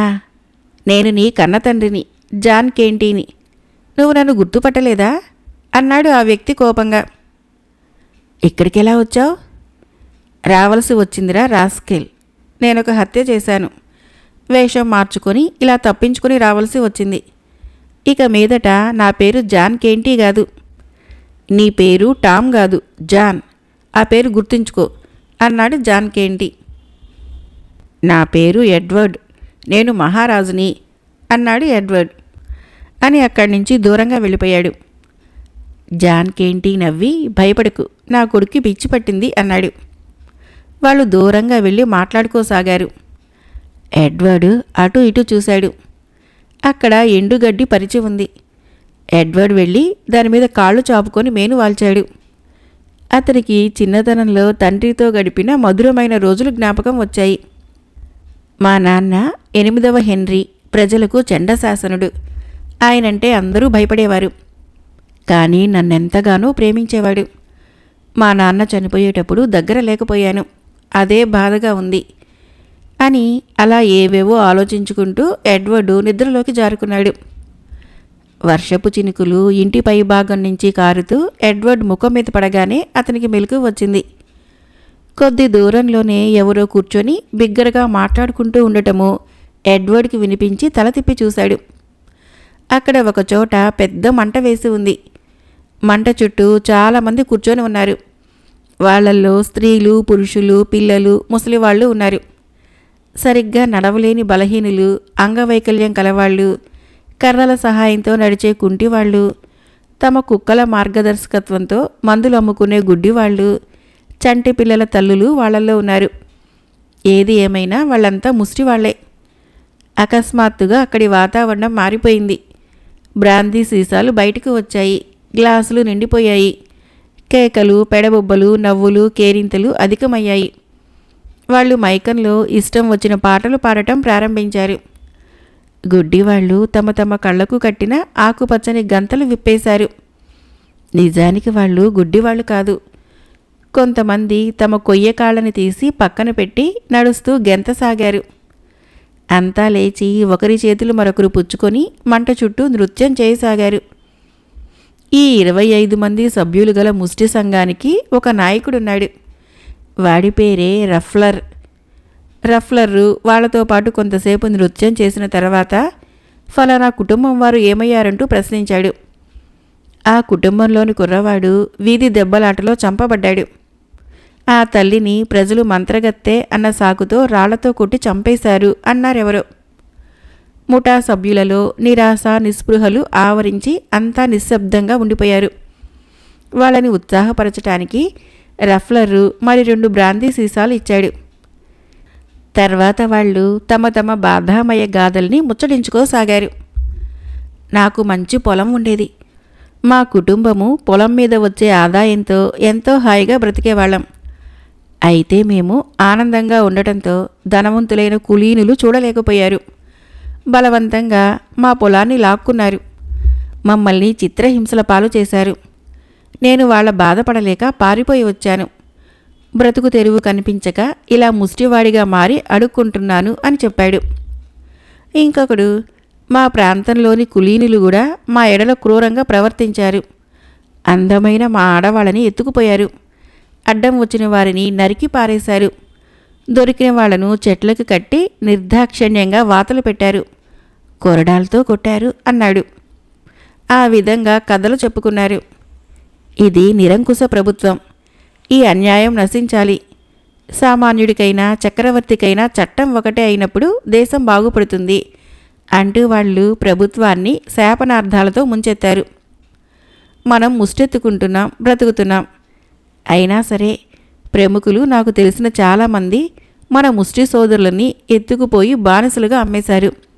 ఇది సహించరాని విషయం అంటూ గట్టిగా అరిచాడొకడు. భవిష్యత్తులో అలా జరగటానికి వీల్లేదు. అలా చేయకుండా నేను ఇంగ్లీషు చట్టాలని సరిదిద్దుతాను. నేను మీకు న్యాయం చేకూర్చుతాను ఎడ్వర్డు బిగ్గరగా అన్నాడు. రఫ్లరు ఎడ్వర్డ్ వంక తిరిగి, చట్టాల్ని మార్చడానికి నువ్వెవరు? పెద్ద మహారాజులాగా మాట్లాడుతున్నావే అన్నాడు. అవును, నేను ఇంగ్లాండ్ మహారాజునే, 6వ ఎడ్వర్డ్ని. అది వింటూనే అక్కడి వారు గుర్రం సకిలింపులు, గాడిద అరుపులు, విరగబడి నవ్వటాలు ప్రారంభించారు. జాన్కేంటి అందర్నీ నిశ్శబ్దంగా ఉండమని చెప్పి, ఆ కుర్రవాడు నా కొడుకు, పిచ్చి పట్టింది, కొన్నాళ్లుగా ఇలాగే వాగుతున్నాడు, అతడి మాటలు పట్టించుకోకండి అన్నాడు. ఎడ్వర్డు జాన్కేంటి వైపు తీక్షణంగా చూస్తూ, ఇంత క్రితమే నా ముందు ఒకరిని హత్య చేసినట్లు చెప్పావు. నీ విషయం తర్వాత చూస్తాను. నిన్ను ఉరి తీయించకపోతే చూడు అన్నాడు కోపంగా. జాన్కేంటి ఎడ్వర్డ్ వైపు గుడ్లురుముతూ చూసి, ఎంత ధైర్యం నీకు? కన్న తండ్రినే చట్టానికి అప్పగిస్తావా అంటూ అతడి దగ్గరికి ఎగిరి దూకి బలంగా చెంప మీద చాచి పెట్టి కొట్టాడు. ఆ దెబ్బకు ఎడ్వర్డ్ వెళ్ళి నేల మీద పడ్డాడు. తక్షణము రఫ్లర్ వాళ్ళ మధ్యకొచ్చి జాన్కేంటిని ఆపుచేశాడు. నువ్వు ఒక మహారాజుగా ఊహించుకొని నటించడం మంచిదే, కానీ ఇలా చూడు బాబు, అంత కఠినంగా మాట్లాడకూడదు. అలా చూస్తారేమిరా? మన కొత్త ప్రభువు 6వ ఎడ్వర్డ్ గారిని సగౌరవంగా సన్మానించడం మన ధర్మము అన్నాడు రఫ్లర్. మన ప్రభువు కలకాలం వర్ధిల్లు కాక. అందరూ నవ్వుతూ పెద్ద పెట్టున అరిచారు. కొందరు ఆకులు గడ్డి తెచ్చి ఎడ్వర్డ్ నెత్తిమీద కిరీటంలా పెట్టారు. ఒకడు చినిగిపోయిన కోటు తెచ్చి మహారాజు మీద కప్పాడు. మరొకడు కొయ్యకాలు తెచ్చి ఖడ్గంలాగా చేతికిచ్చాడు. ఈయన మన మహారాజుగారు, ముస్లిం మహారాజుగారు. ప్రభు, మమ్మల్ని మీ కాళ్ళతో తన్ని అనుగ్రహించండి అంటూ వేళాకోళం చేయసాగారు. ఎడ్వర్డ్కి వాళ్ళ అపహాస్యపు మాటలకి చాలా బాధ కలిగింది. అయినా ఏం చేయలేకపోయాడు. తూర్పు తెల్లవారింది. నేరస్తుల ముఠా నాయకుడైన రఫ్లరు పెద్దగా ఈలవేశాడు. తక్షణము అక్కడున్న వారంతా నిద్రలేచారు. లేస్తూనే ఎవరి పనుల్లో వారు నిమగ్నులయ్యారు. కొంతమంది తమ కళ్లకు ఆకుపచ్చ పట్టీలు వేసుకున్నారు, గుడ్డి వాళ్ళ మాదిరిగా. తర్వాత మందుల సంచులు చంకలకు తగిలించుకొని తమకు మార్గం చూపించే కుక్కలను తీసుకొని నగరాభిముఖంగా బయలుదేరారు. మిగిలిన వారు తమ కాళ్ళకి కొయ్యకాళ్ళు తగిలించుకున్నారు. చేతికర్ర చంకలలో పెట్టుకుని కుంటుకుంటూ బయలుదేరారు. స్త్రీలు తమ చంటి పిల్లల్ని తీసుకుని ఇంటి వెలుపలకు వెళ్ళిపోయారు. ముసలివాళ్లు ముష్టిబొచ్చెలను తీసుకొని బయటకు నడిచారు. వాళ్ళందరూ తిరిగి సాయంత్రానికి ఆ ప్రదేశం చేరుకుంటారు. వాళ్ళంతా కలిసి ఒక చిన్న పట్టణం వద్దకు వచ్చారు. అక్కడ అందరూ విడిపోయారు. ఎవరు ఏ ప్రాంతానికి వెళ్లాలో రఫ్లర్ నిర్ణయించాడు. కొంతమంది అడుక్కుంటారు, మరికొంతమంది దొంగతనాలు చేస్తారు, ఇంకొంతమంది ప్రజల్ని మోసం చేసి దోచుకుంటూ ఉంటారు. వాళ్లల్లో హ్యూగో అనే మోసగాడి ఉన్నాడు. ఎడ్వర్డ్ని వాడి పర్యవేక్షణలో ఉంచాడు రఫ్లర్. వాళ్ళిద్దరూ కొంతసేపు నడక సాగించి పెద్ద రహదారి వద్దకు వచ్చారు. నువ్విప్పుడు పెద్దగా అరవాలి, బాధతో మెలికలు తిరిగిపోతున్నట్లు నటించాలి. అప్పుడు నీ చుట్టూ జనం గుమిగూడుతారు. అదే అదనుగా నేను ప్రజల జేబులు ఖాళీ చేస్తాను, తెలిసిందా? బిగ్గరగా కేకలు పెట్టు, హ్యూగో ఎడ్వర్డ్తో అన్నాడు. ఇతరులని మోసం చేయటము నేరము, చట్టవిరుద్ధం. నేను అలా చేయను అన్నాడు ఎడ్వర్డ్. వెంటనే హ్యూగో నేల మీద పడిపోయాడు. మూర్ఛరోగిలాగా కాళ్ళు చేతులు కొట్టుకోసాగాడు. జనం గుమిగూడారు. హ్యూగో తన కాలుకున్న పెద్ద గాయాన్ని ప్రజలకు చూపిస్తూ చేతులు చాచి యాచించడం మొదలుపెట్టాడు. వాడి గాయము ఎర్ర రంగుతో తయారు చేయబడి ఉంది. దారి వెంట పోతూ ఉన్న ఒక సహృదయుడు వాళ్ళ దగ్గరగా వచ్చి హ్యూగో పరిస్థితికి ఎంతో జాలిపడ్డాడు. అన్నలారా, దయ చూపించండి. అవిటివాడిని, కష్టపడే శక్తి లేదు. ఒక పెన్నీ అయినా ధర్మం చేయండి, లేకపోతే నేను నా కొడుకు ఆకలితో అలమటిస్తూ చనిపోతాము. మేము 3 రోజుల నుంచి పస్తులు ఉంటున్నాము, అయ్యలారా అంటూ హ్యూగో జాలిగా అన్నాడు. పాపం, చూడవచ్చిన పెద్ద మనిషికి వాళ్ళ మీద జాలి వేసింది. అతడు జేబులో నుంచి కొన్ని నాణాలు తీసి నేల మీద ఉన్న రఫ్లర్ గిన్నెలో వేశాడు. అక్కడే నిలబడి అంతా చూస్తున్న ఎడ్వర్డ్ రఫ్లర్ మోసపు మాటల్ని సహించలేకపోయాడు. వాడి మాటలు నమ్మకండి, వాడు నా తండ్రి కాదు. మీలాంటి మంచివారిని మోసం చేయటమే వాడి వృత్తి. మేము పస్తులతో లేము. ఉదయాన్నే మహాభోజనం చేసి వచ్చాం. మీ చేతిలో ఉన్న కర్రతో వాడి కాలి మీద ఒక దెబ్బ వేసి చూడండి. అక్కడ గాయం ఉన్నదో లేదో మీకే తెలుస్తుంది. అంతేకాదు, లేచి పరిగెత్తుతాడు కూడా చూడండి అన్నాడు ఎడ్వర్డ్ బిగ్గరగా. రఫ్లర్కి మతిపోయింది. వాడు ఎడ్వర్డ్ ముఖం వంక తీక్షణంగా చూశాడు. నాణేలు ధర్మం చేసిన పెద్ద మనిషి చేతిలోని కర్రను పైకెత్తి హ్యూగో మీదకు వచ్చాడు. దానితో రఫ్లర్ భయపడి అమాంతం పైకి లేచి జనాన్ని తోసుకుంటూ పరుగు లంఘించుకున్నాడు. మరుక్షణము కనిపించకుండా మాయమయ్యాడు. ఎడ్వర్డ్ నవ్వుకున్నాడు. ఆ పట్టణమంతా స్వేచ్ఛగా తిరుగుతూ వింతలు విశేషాలు చూశాడు. మధ్యాహ్నానికల్లా అతడికి ఆకలి మొదలైంది. ఎక్కడైనా ఏదో ఒకటి దొరకపోతుందా అనుకుంటూ అలా నడక సాగించి చీకటి పడే సమయానికి ఒక షెడ్డు వద్దకు చేరుకున్నాడు. మసక చీకటి నలుదిశలా అలుముకుంటున్నది. ఎడ్వర్డు షెడ్డులోనికి తొంగి చూశాడు. కొంతమంది మనుషులు అక్కడ ఏవో పనిముట్లు తయారు చేస్తూ కనిపించారు. ఎడ్వర్డు నీరసపడిపోయి చీకటిలో ఒక మూలగా కూర్చుండిపోయాడు. కొంతసేపటికి వాళ్ళంతా మూటాముల్లే సర్దుకొని ఇళ్లకు వెళ్ళిపోయారు. వాళ్ళు వెళ్ళిపోయిన తర్వాత ఎడ్వర్డు నెమ్మదిగా షెడ్డు లోపలికి వెళ్ళాడు. షెడ్డు యావత్తు చీకటిగా ఉంది. మసక వెలుతురు మాత్రము కనిపిస్తున్నది. తడుముకుంటూ వెళ్ళి ఒక మూలగా నేల మీద మేను వాల్చాడు. చేతిని ముందుకు చాచాడు. అయితే అతడి చేతికి బిరుసుగా ఉన్న వెంట్రుకల కుచ్చు తగిలింది. అదేమిటి అనుకున్నాడు ఎడ్వర్డ్. ఆ వెంట్రుకల కుచ్చును ఎవరో లాక్కున్నట్టు ఎడ్వర్డ్ చేతిలో నుంచి జారిపోయింది. అతడికి కొంచెం భయం వేసింది. కదలక మెదలక అలాగే పడుకున్నాడు. కొంతసేపు గడిచిన తర్వాత ఆ మొరటు వెంట్రుకల కుచ్చు అమాంతం వచ్చి ఎడ్వర్డ్ ముఖం మీద పడింది. అదేదో దెయ్యం అనుకున్న ఎడ్వర్డు భయంతో కెవ్వుమని అరిచాడు. అంతలో అతడికి సమీపంగా లేగ దూడ అరిచిన అరుపు వినిపించింది. మళ్ళీ దాని తోక ఎడ్వర్డ్ ముఖం మీద పడింది. ఓహో, నువ్వు ఆవు దూడవన్నమాట. నాకు ఎవరూ తోడులేరనుకున్నాను, నువ్వు ఉన్నావన్నమాట అన్నాడు ఎడ్వర్డ్. అంతవరకు నిలబడి ఉన్న ఆవుదూడ నెమ్మదిగా వచ్చి ఎడ్వర్డ్ సమీపంగా అతడికి వీపు ఆనించి పడుకుంది. చలితో వణుకుతున్న ఎడ్వర్డ్కి కాస్త వెచ్చదనం దొరికింది. అతడు ఎంతో సుఖం దొరికినంత అనుభూతి పొందాడు. రాజభవనంలోని తన శయ్యా మందిరంలో ఉన్న హంసతూలికా తల్పం మీద పడుకున్న అంత సుఖానుభూతిని పొందలేనేమో అనుకున్నాడు ఎడ్వర్డ్. అతడు ఆకలిని కూడా మర్చిపోయి ఆవు దూడ పక్కన హాయిగా పడుకొని గాఢ నిద్రలో మునిగిపోయాడు. సూర్యకిరణాలు ముఖం మీద పడుతూనే ఎడ్వర్డ్కి మెలకువ వచ్చి అతడు కళ్ళు తెరిచి ఆవు దూడ కోసం వెతికాడు.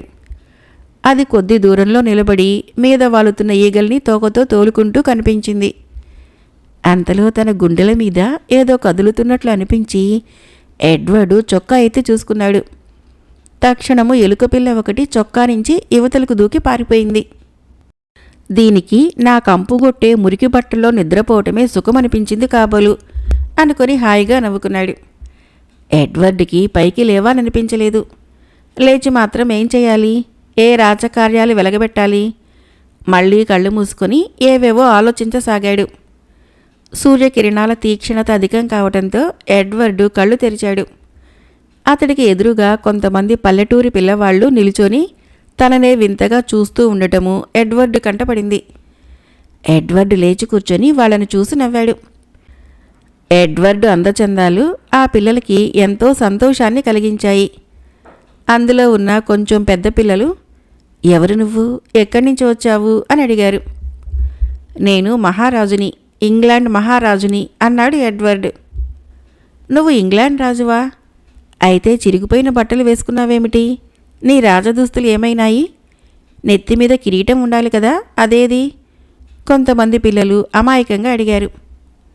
దొంగలు ఎత్తుకుపోతారని కిరీటాన్ని, మాసిపోతాయని రాజదుస్తుల్ని రాజభవనంలో వదిలేసి మిమ్మల్ని చూద్దామని ఇలా వచ్చాను అన్నాడు ఎడ్వర్డ్. ఇంగ్లాండ్ విడిచిపెట్టి ఇంత దూరం ఎలా రాగలిగావు? ఓ కుర్రవాడు ప్రశ్నించాడు. ఎడ్వర్డు తన వృత్తాంతం యావత్తూ దాచకుండా వాళ్లతో చెప్పేశాడు. దానితో అతని మనసు కొంత తేలికపడింది.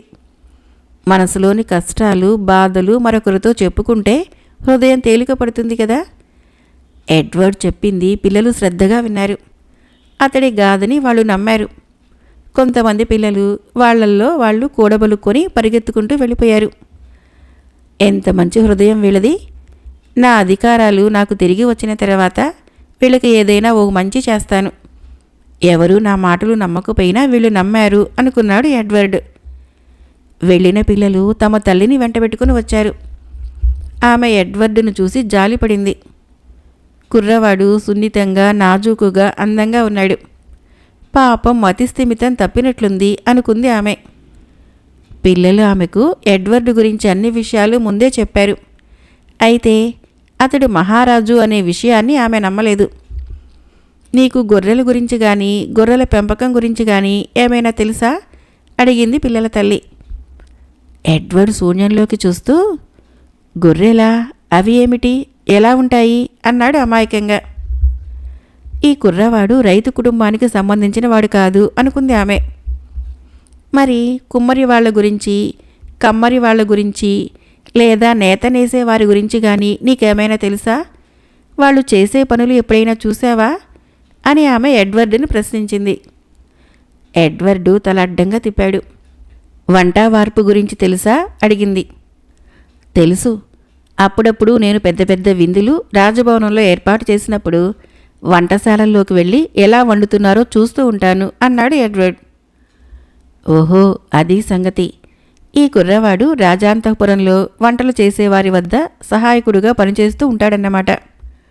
పాపం, పిచ్చి ముదిరి ఇలా దేశాలు పట్టి తిరుగుతూ ఉండొచ్చు అనుకుంది ఆమె. ఆ తర్వాత ఆమె తన పిల్లలతో పాటు ఎడ్వర్డ్ని కూడా ఇంటి లోపలికి తీసుకొని వెళ్ళింది. మంచి కూరలతో వంట చేసింది. పిల్లలు అందరితో పాటు ఎడ్వర్డ్ని కూడా కూర్చోబెట్టి భోజనం వడ్డించింది. ఎడ్వర్డ్ ఆ రోజు తృప్తిగా భోజనం చేశాడు. భోజనాలు అయిపోయిన తర్వాత ఆమె ఎంగిలి గిన్నెలన్నిటినీ ఒకచోట వేసి వాటిని కడిగి తీసుకురమ్మని ఎడ్వర్డ్తో చెప్పింది. తను తిన్న కంచాన్ని తన సేవకులు శుభ్రం చేస్తారు. అటువంటిది ఎవరో తిన్న గిన్నెలని తాను శుభ్రం చేయటమా అనుకున్నాడు. మళ్ళీ ఏదో ఆలోచించుకొని, పోనీలే, పెద్దది, తనకింత అన్నం పెట్టి ఆకలి చల్లార్చింది, ఆమె చెప్పిన పని చేస్తే తప్పేముంది అనుకొని ఎడ్వర్డ్ గిన్నెలన్నింటినీ కడిగేసి ఉన్ని వస్త్రంతో వాటిని శుభ్రంగా తుడిచిపెట్టాడు. ఈలోగా ఆమె ఎంగిలినంతా ఎత్తి ఒక బుట్టలో వేసింది. ఆ బుట్టని ఎడ్వర్డ్ చేతికిచ్చి, ఈ చెత్తని దూరంగా తీసుకుని వెళ్ళి పెంట కుప్ప మీద పారేసిరా, తర్వాత ఏం చేయాలో చెబుతాను అన్నది. ఆ పని మాత్రం నా వల్ల కాదు అని చెబుదామనుకున్న ఎడ్వర్డు తలెత్తి కిటికీ గుండా బయటకు చూశాడు. చూస్తూనే నెత్తిమీద పిడుగు పడినంతగా వణికిపోయాడు. ఎందుకంటే జాన్ కేంటి, హ్యూగో ఆ ఇంటి దిక్కుగా వస్తూ ఎడ్వర్డ్కి కనిపించారు. ఇక వెనక ముందు చూడకుండా బుట్టను చేత్తో పుచ్చుకొని ఇంటి వెనక మార్గం గుండా విసురుగా బయటికి వెళ్ళిపోయాడు. చట్ట వ్యతిరేక దుష్టశక్తుల చేతికి చిక్కటము మంచిది కాదన్న ఉద్దేశంతో ఎడ్వర్డు చెత్తబుట్టని పెంటకుప్ప మీద పారేసి గాలి సత్తువు కొద్దూ పరిగెత్తుతూ చివరకు ఒక చిన్న అడవి ప్రాంతానికి చేరుకున్నాడు. వాళ్ళు తనని చేరుకోలేరని నిర్ధారణ చేసుకున్న తర్వాత ఎడ్వర్డు ఒక బండరాతిని ఆనుకొని నేల మీద చతికిలపడ్డాడు. అడవి వాతావరణము ప్రశాంతంగా ఉంది. చాలా నిశ్శబ్దంగా ఉంది. గాలివాటుకు చెట్ల మీద నుంచి వచ్చే బొంగురు శబ్దాలు తప్ప ఏమీ వినిపించడం లేదు. అడవిలో ఉన్న దెయ్యాలు అలా అరుస్తున్నాయా? అవి నన్ను దారి తప్పించి ఇక్కడికి తీసుకురాలేదు కదా అనుకున్నాడు ఎడ్వర్డ్. సాయంత్రము చీకటి పడే వరకు అక్కడే కూర్చున్నాడు. పగటిపూట ప్రయాణం చేస్తే జాన్ కేంటి తనను పట్టుకొని తీసుకుని వెళ్ళిపోతాడేమో, కనుక రాత్రిపూట ప్రయాణం చేసి అడవి అవతలి వైపుకు వెళితే వాళ్ళ వల్ల తనకు ఎటువంటి భయమూ ఉండదు అనుకున్నాడు ఎడ్వర్డ్. చీకటి పడింది. అడవి యావత్తు గాఢాంధకారంలో మునిగిపోయింది. అయితే దూరంగా ఒక చోటు నుంచి సన్నటి వెలుతురు వచ్చి ఎడ్వర్డ్ కళ్ళను తాకింది. అతడికేదో ఆశ తళుక్కున మెరిసింది. బహుశా అక్కడ ఎవరో ఒకరు ఉండి ఉండవచ్చు. ఈ రాత్రికి అక్కడ విశ్రమిస్తాను. ఆకలి బాధ తీరుతుంది. తెల్లవారకు ముందే లేచి ప్రయాణం సాగిస్తాను అనుకున్న ఎడ్వర్డు నెమ్మదిగా లేచి వెలుతురు కనిపిస్తున్న దిక్కుగా బయలుదేరాడు. చివరికి అతడు వెలుగు సమీపానికి వచ్చాడు. ఆ వెలుగు ఓ పర్ణ కుటీరం నుంచి వస్తున్నది. ఎడ్వర్డ్ చీకటిలో నిల్చొని పర్ణ కుటీరానికి ఉన్న కిటికీ గుండా లోపలికి తొంగి చూశాడు. పర్ణ కుటీరం లోపల అగ్నిగుండం మండుతూ కనిపించింది. ఆ అగ్నిగుండం ముందు ఓ వృద్ధుడు కళ్ళు మూసుకొని కూర్చొని ఉన్నాడు. అతడి తలా గడ్డము బాగా పెరిగి నేలకు జీరాడుతున్నాయి. వెంట్రుకలు తెల్లగా వెండి జలతారు పోగుల్లాగా మెరుస్తున్నాయి. ఆ వృద్ధుడి ముందు ఒక చెక్కపెట్టె ఉంది. ఆ చెక్కపెట్టె మీద ఓ పెద్ద పుస్తకం మధ్యకు తెరవబడి ఉంది. అతడి పక్కగా భయం గొలిపే మనిషి పుర్రె ఉంది. పుస్తకానికి సమీపంగా పెద్ద కొవ్వొత్తి ఒకటి వెలుగుతున్నది. వృద్ధుడి నోటి నుంచి ఏవో వాక్యాలు అస్పష్టంగా వినిపిస్తున్నాయి. ఇతడెవరో మహానుభావుడై ఉంటాడు. ఏదో దైవ ప్రార్థన చేసుకుంటున్నాడు కాబోలు అనుకున్నాడు ఎడ్వర్డ్. నెమ్మదిగా తలుపు తట్టాడు. వృద్ధుడు కళ్ళు తెరిచి, ఎవరది అన్నాడు. నేను ఈ దేశాన్ని పరిపాలించే మహారాజుని అన్నాడు ఎడ్వర్డ్ హుందాగా. తలుపు తెరిచే ఉంది, లోనికి రావచ్చును అన్నాడు వృద్ధుడు లేవకుండా. ఎడ్వర్డు తలుపు తెరుచుకొని లోపలికి వచ్చాడు. నా ఎదురుగా అగ్నిగుండం ముందు కూర్చో. నా వద్దకు చాలామంది జ్ఞాన సముపార్జన కోసం వస్తూ ఉంటారు. కానీ వాళ్ళెవ్వరికీ జ్ఞానాన్ని సంపాదించుకునే అర్హత లేదు. సత్యాన్వేషణ వారికి కొరుకుడు పడలేదు. ఒక మహారాజు రాజ్యాన్ని, సింహాసనాన్ని తృణపాయంగా ఎంచి వాటిల్ని వదులుకొని ఇక్కడ ప్రశాంత జీవితం గడపడానికి రావటము నిజంగా ఈ అడవి చేసుకున్న పుణ్య విశేషము అన్నాడు వృద్ధుడు. మహానుభావ, నేను ఇక్కడికి వచ్చింది శాశ్వతంగా నివాసం ఏర్పాటు చేసుకోవటానికి కాదు. నాకు ఆకలిగా ఉంది. తినటానికి ఇంత పెడితే ఈ రాత్రికి ఇక్కడ బస చేసి ఉదయమే వెళ్ళిపోతాను అని చెబుదామనుకున్నాడు ఎడ్వర్డ్. కానీ ఆ వృద్ధుడు ఎడ్వర్డ్కి మాట్లాడే అవకాశమే ఇవ్వలేదు. ఆ వృద్ధుడు గుక్క తిప్పుకోకుండా ఇంకా మాట్లాడుతూనే ఉన్నాడు. ఈ అడవి ప్రాంతము యావత్తూ పవిత్రతతో నిండి ఉంది. నన్ను కలుసుకునేటందుకు రోజు దేవదూతలు ఇక్కడికి వస్తూ ఉంటారు.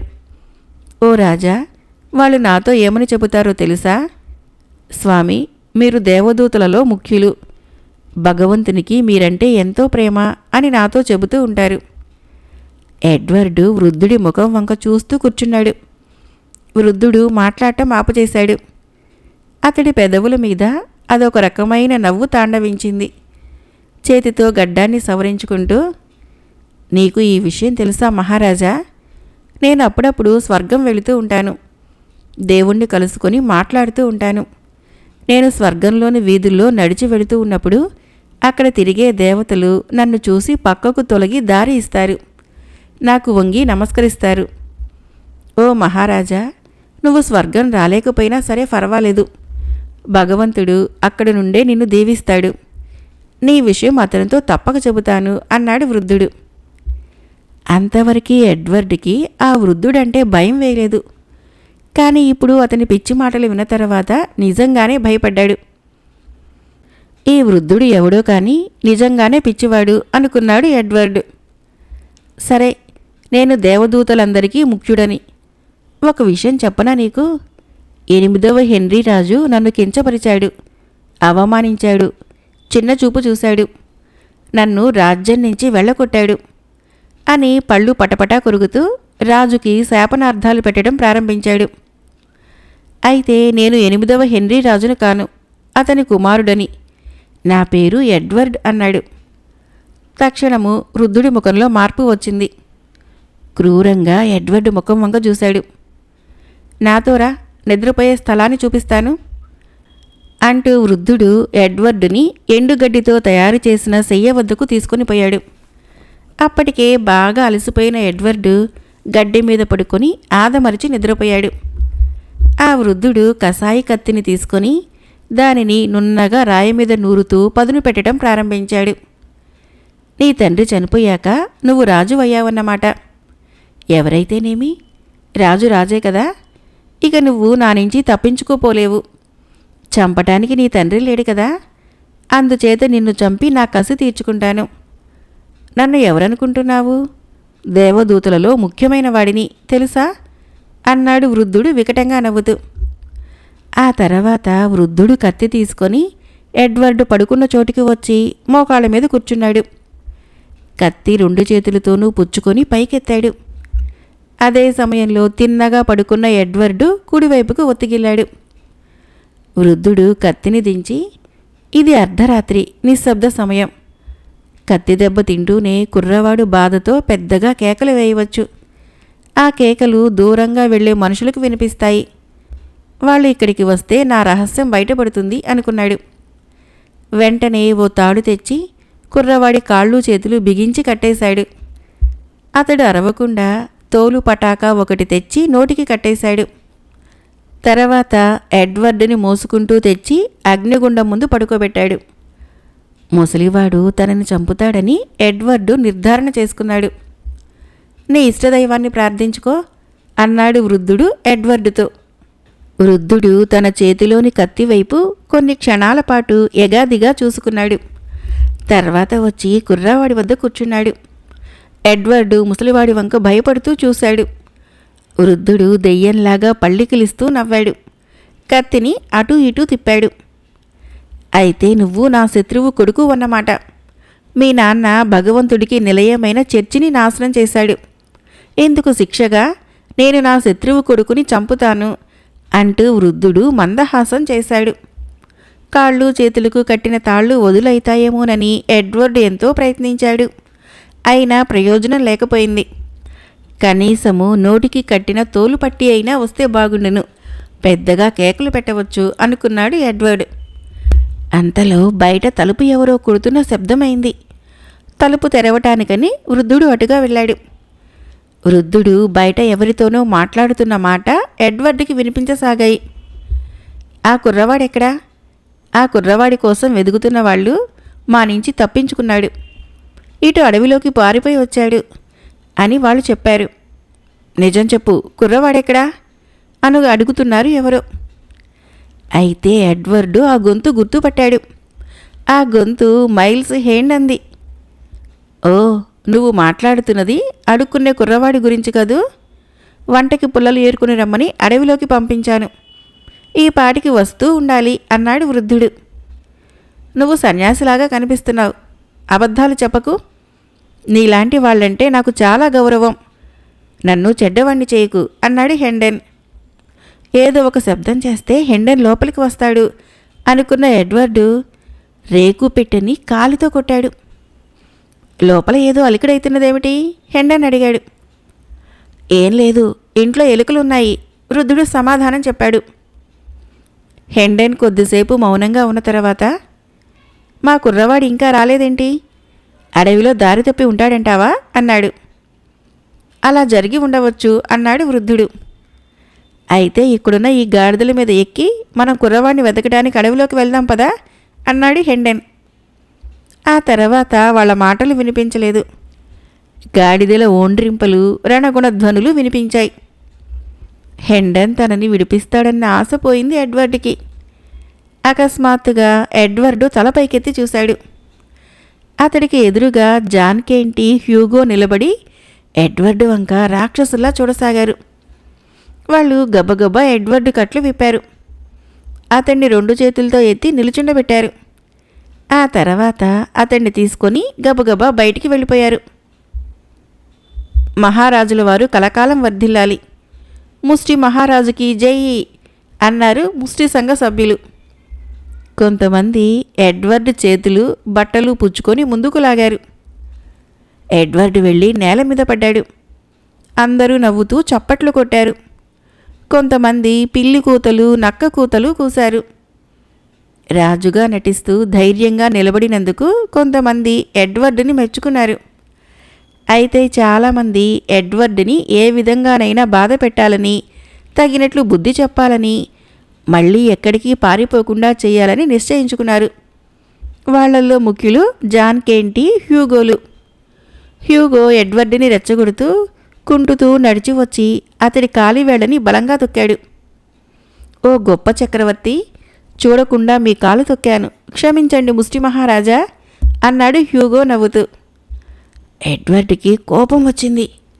నోరు మూసుకొని ఉంటే వీడికి లోకువుగా కనిపిస్తున్నాను, తగిన గుణపాఠం నేర్పాలి అనుకున్నాడు.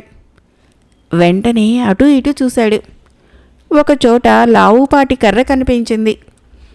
ఎడ్వర్డ్ దానిని చేతిలోకి తీసుకున్నాడు. నువ్వు పెద్ద మోసగాడివనుకుంటున్నావు కదూ, ఏది ఇప్పుడు నాతో ద్వంద్వ యుద్ధానికి రా, నీ సంగతేమిటో తెలుస్తాను అంటూ ఎడ్వర్డు హ్యూగోని కవ్వించాడు. హ్యూగో వికటంగా నవ్వి, ఒరేయ్ ముష్టి వెధవా, ఈ చేతుల్లో పెద్ద కొమ్ములు తిరిగిన వాళ్లే మట్టి కరిచారు. రా కుర్ర కొంకవి, నువ్వనగా ఎంత? నా చేతిలో నీ తల 2 చెక్కలైనట్లే అంటూ అతడు కూడా ఒక పెద్ద కర్రను తీసుకున్నాడు. మిగతా వాళ్లలో ఉత్సాహం పెరిగింది. అందరూ వాళ్ళిద్దరు చుట్టూ వలయాకారంగా నిల్చున్నారు. వాళ్ళిద్దరి మధ్య కర్ర యుద్ధం ప్రారంభమైంది. కర్రతో మొరటు దెబ్బలు కొట్టడం ప్రారంభించాడు హ్యూగో. ఎడ్వర్డు ఆ దెబ్బల నుంచి అతి లాఘవంగా తప్పించుకోసాగాడు. ఖడ్గ విద్యా నిపుణుల వద్ద ఎంతో తర్ఫీదు పొందిన ఎడ్వర్డ్కి హ్యూగో కర్ర దెబ్బల నుంచి తప్పించుకోవటము ఏమంత కష్టం కాదు. ఎడ్వర్డ్కి కర్రసాము, ఖడ్గ విద్య, బాణాలు వేయటము, గుర్రపు స్వారీ అన్నీ బాగా వచ్చిన విద్యలు.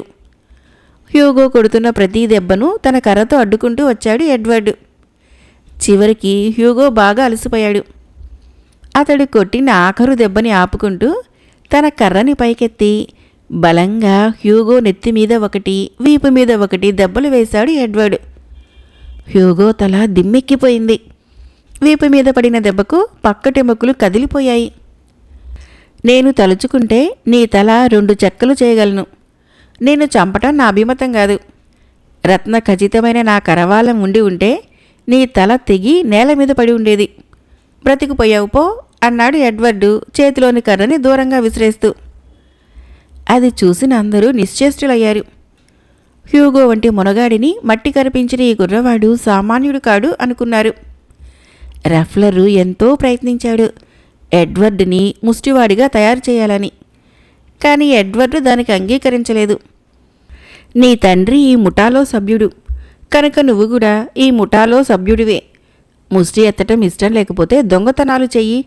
ఏదో ఒకటి చేయకపోతే నీకు తిండి ఎవరు పెడతారు అన్నాడు రఫ్లర్. అయితే నేను దొంగతనాలు చేస్తాను అన్నాడు ఎడ్వర్డ్. నీకు అందులో అనుభవం లేదు. నేను హ్యూగో వెంట పంపుతాను.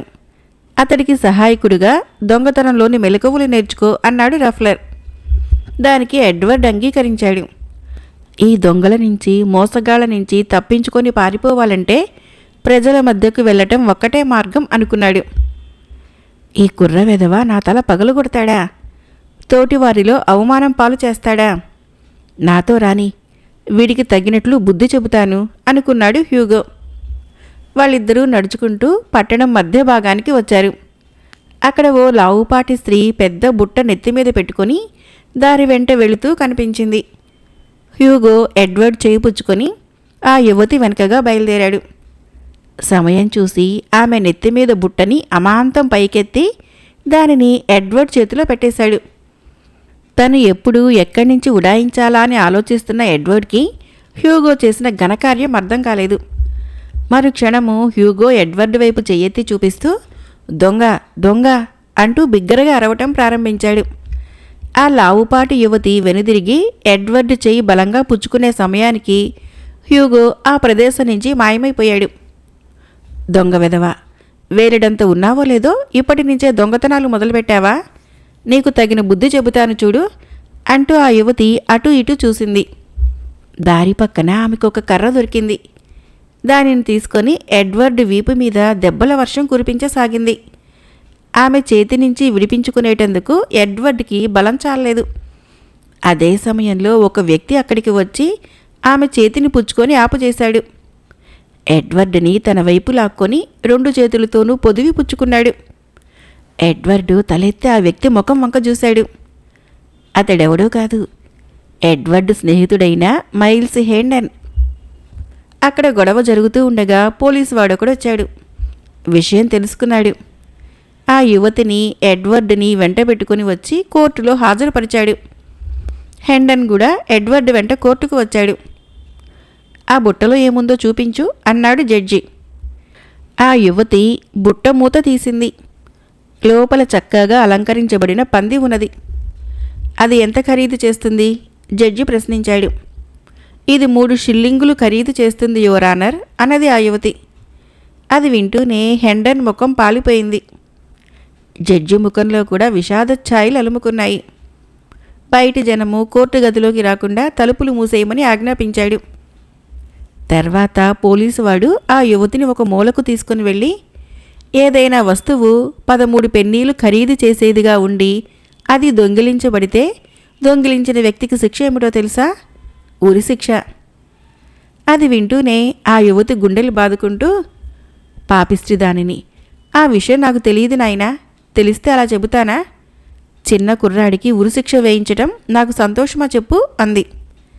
అయితే దొంగిలించబడిన పంది 8 పెన్నీలేనని జడ్జిగారితో చెప్పు అన్నాడు పోలీసువాడు. వెంటనే ఆ యువతి బోనులో నిలబడి, క్షమించండి యువర్ ఆనర్, ఇందాక పొరపాటుగా చెప్పాను. నా పంది కేవలము 8 పెన్నీలు మాత్రమే ఖరీదు చేస్తుంది అని చెప్పింది. జడ్జి కుర్రవాడిని జైలుకు తీసుకెళ్ళమని తీర్పు చెప్పాడు. ఆ యువతి బుట్టనెత్తికెత్తుకొని బయలుదేరింది. పోలీసువాడు ఆమెను అనుసరించి తలుపు వరకు వెళ్ళి, చూడు తల్లి, నాకు పంది కావాలి, కానీ ఇవిగో ఈ 8 పెన్నీలు తీసుకొని దాన్ని ఇలా ఇవ్వు అన్నాడు. 3 షిల్లింగులు ఖరీదు చేసే దీనిని 8 పెన్నీలకు ఇవ్వటమా? భలేవారే, నేనంత పిచ్చిదాన్ని అనుకున్నారా ఏమిటి అన్నది ఆ యువతి నవ్వుతూ. అంటే నువ్వు కోర్టులో అబద్ధం చెప్పావన్నమాట. పద, జడ్జి ముందు నిజం చెప్పు, లేకపోతే నన్ను చెప్పమంటావా? అప్పుడు కుర్రవాడికి ఉరిశిక్ష, నీకు జైలు పడుతుంది తెలుసా అన్నాడు పోలీసువాడు. ఆ యువతి భయపడిపోయింది. ఏడవటం ప్రారంభించింది. నా మూలంగా ఓ కుర్రవాడు చనిపోవటం నాకు ఇష్టం లేదు అంటూ ఆమె బుట్టని పోలీసు వాడికిచ్చి 8 పెన్నీలు తీసుకొని వెళ్ళిపోయింది. పోలీసువాడు కుర్రవాడిని వెంటబెట్టుకొని వీధుల గుండా జైలుకు బయలుదేరాడు. హెండన్ కూడా వాళ్ళ వెనకనే బయలుదేరాడు. అన్నట్టు కానిస్టేబుల్ గారు, ఆ యువతికి ఎంత ఇచ్చి ఆ పందిని కొన్నారు? పిచ్చెక్కిందా నీకు? నేనేమిటి డబ్బు ఇచ్చి పందిని కొనటం ఏమిటి? ఇంతకీ నీకేం కావాలి అన్నాడు కానిస్టేబుల్. ఆ కుర్రవాడు పారిపోయేందుకు అవకాశం ఇవ్వు. కొద్దిగా అటు తిరిగి ఆదమర్చి ఉన్నట్లు నటిస్తే చాలు, కుర్రవాడు పారిపోతాడు.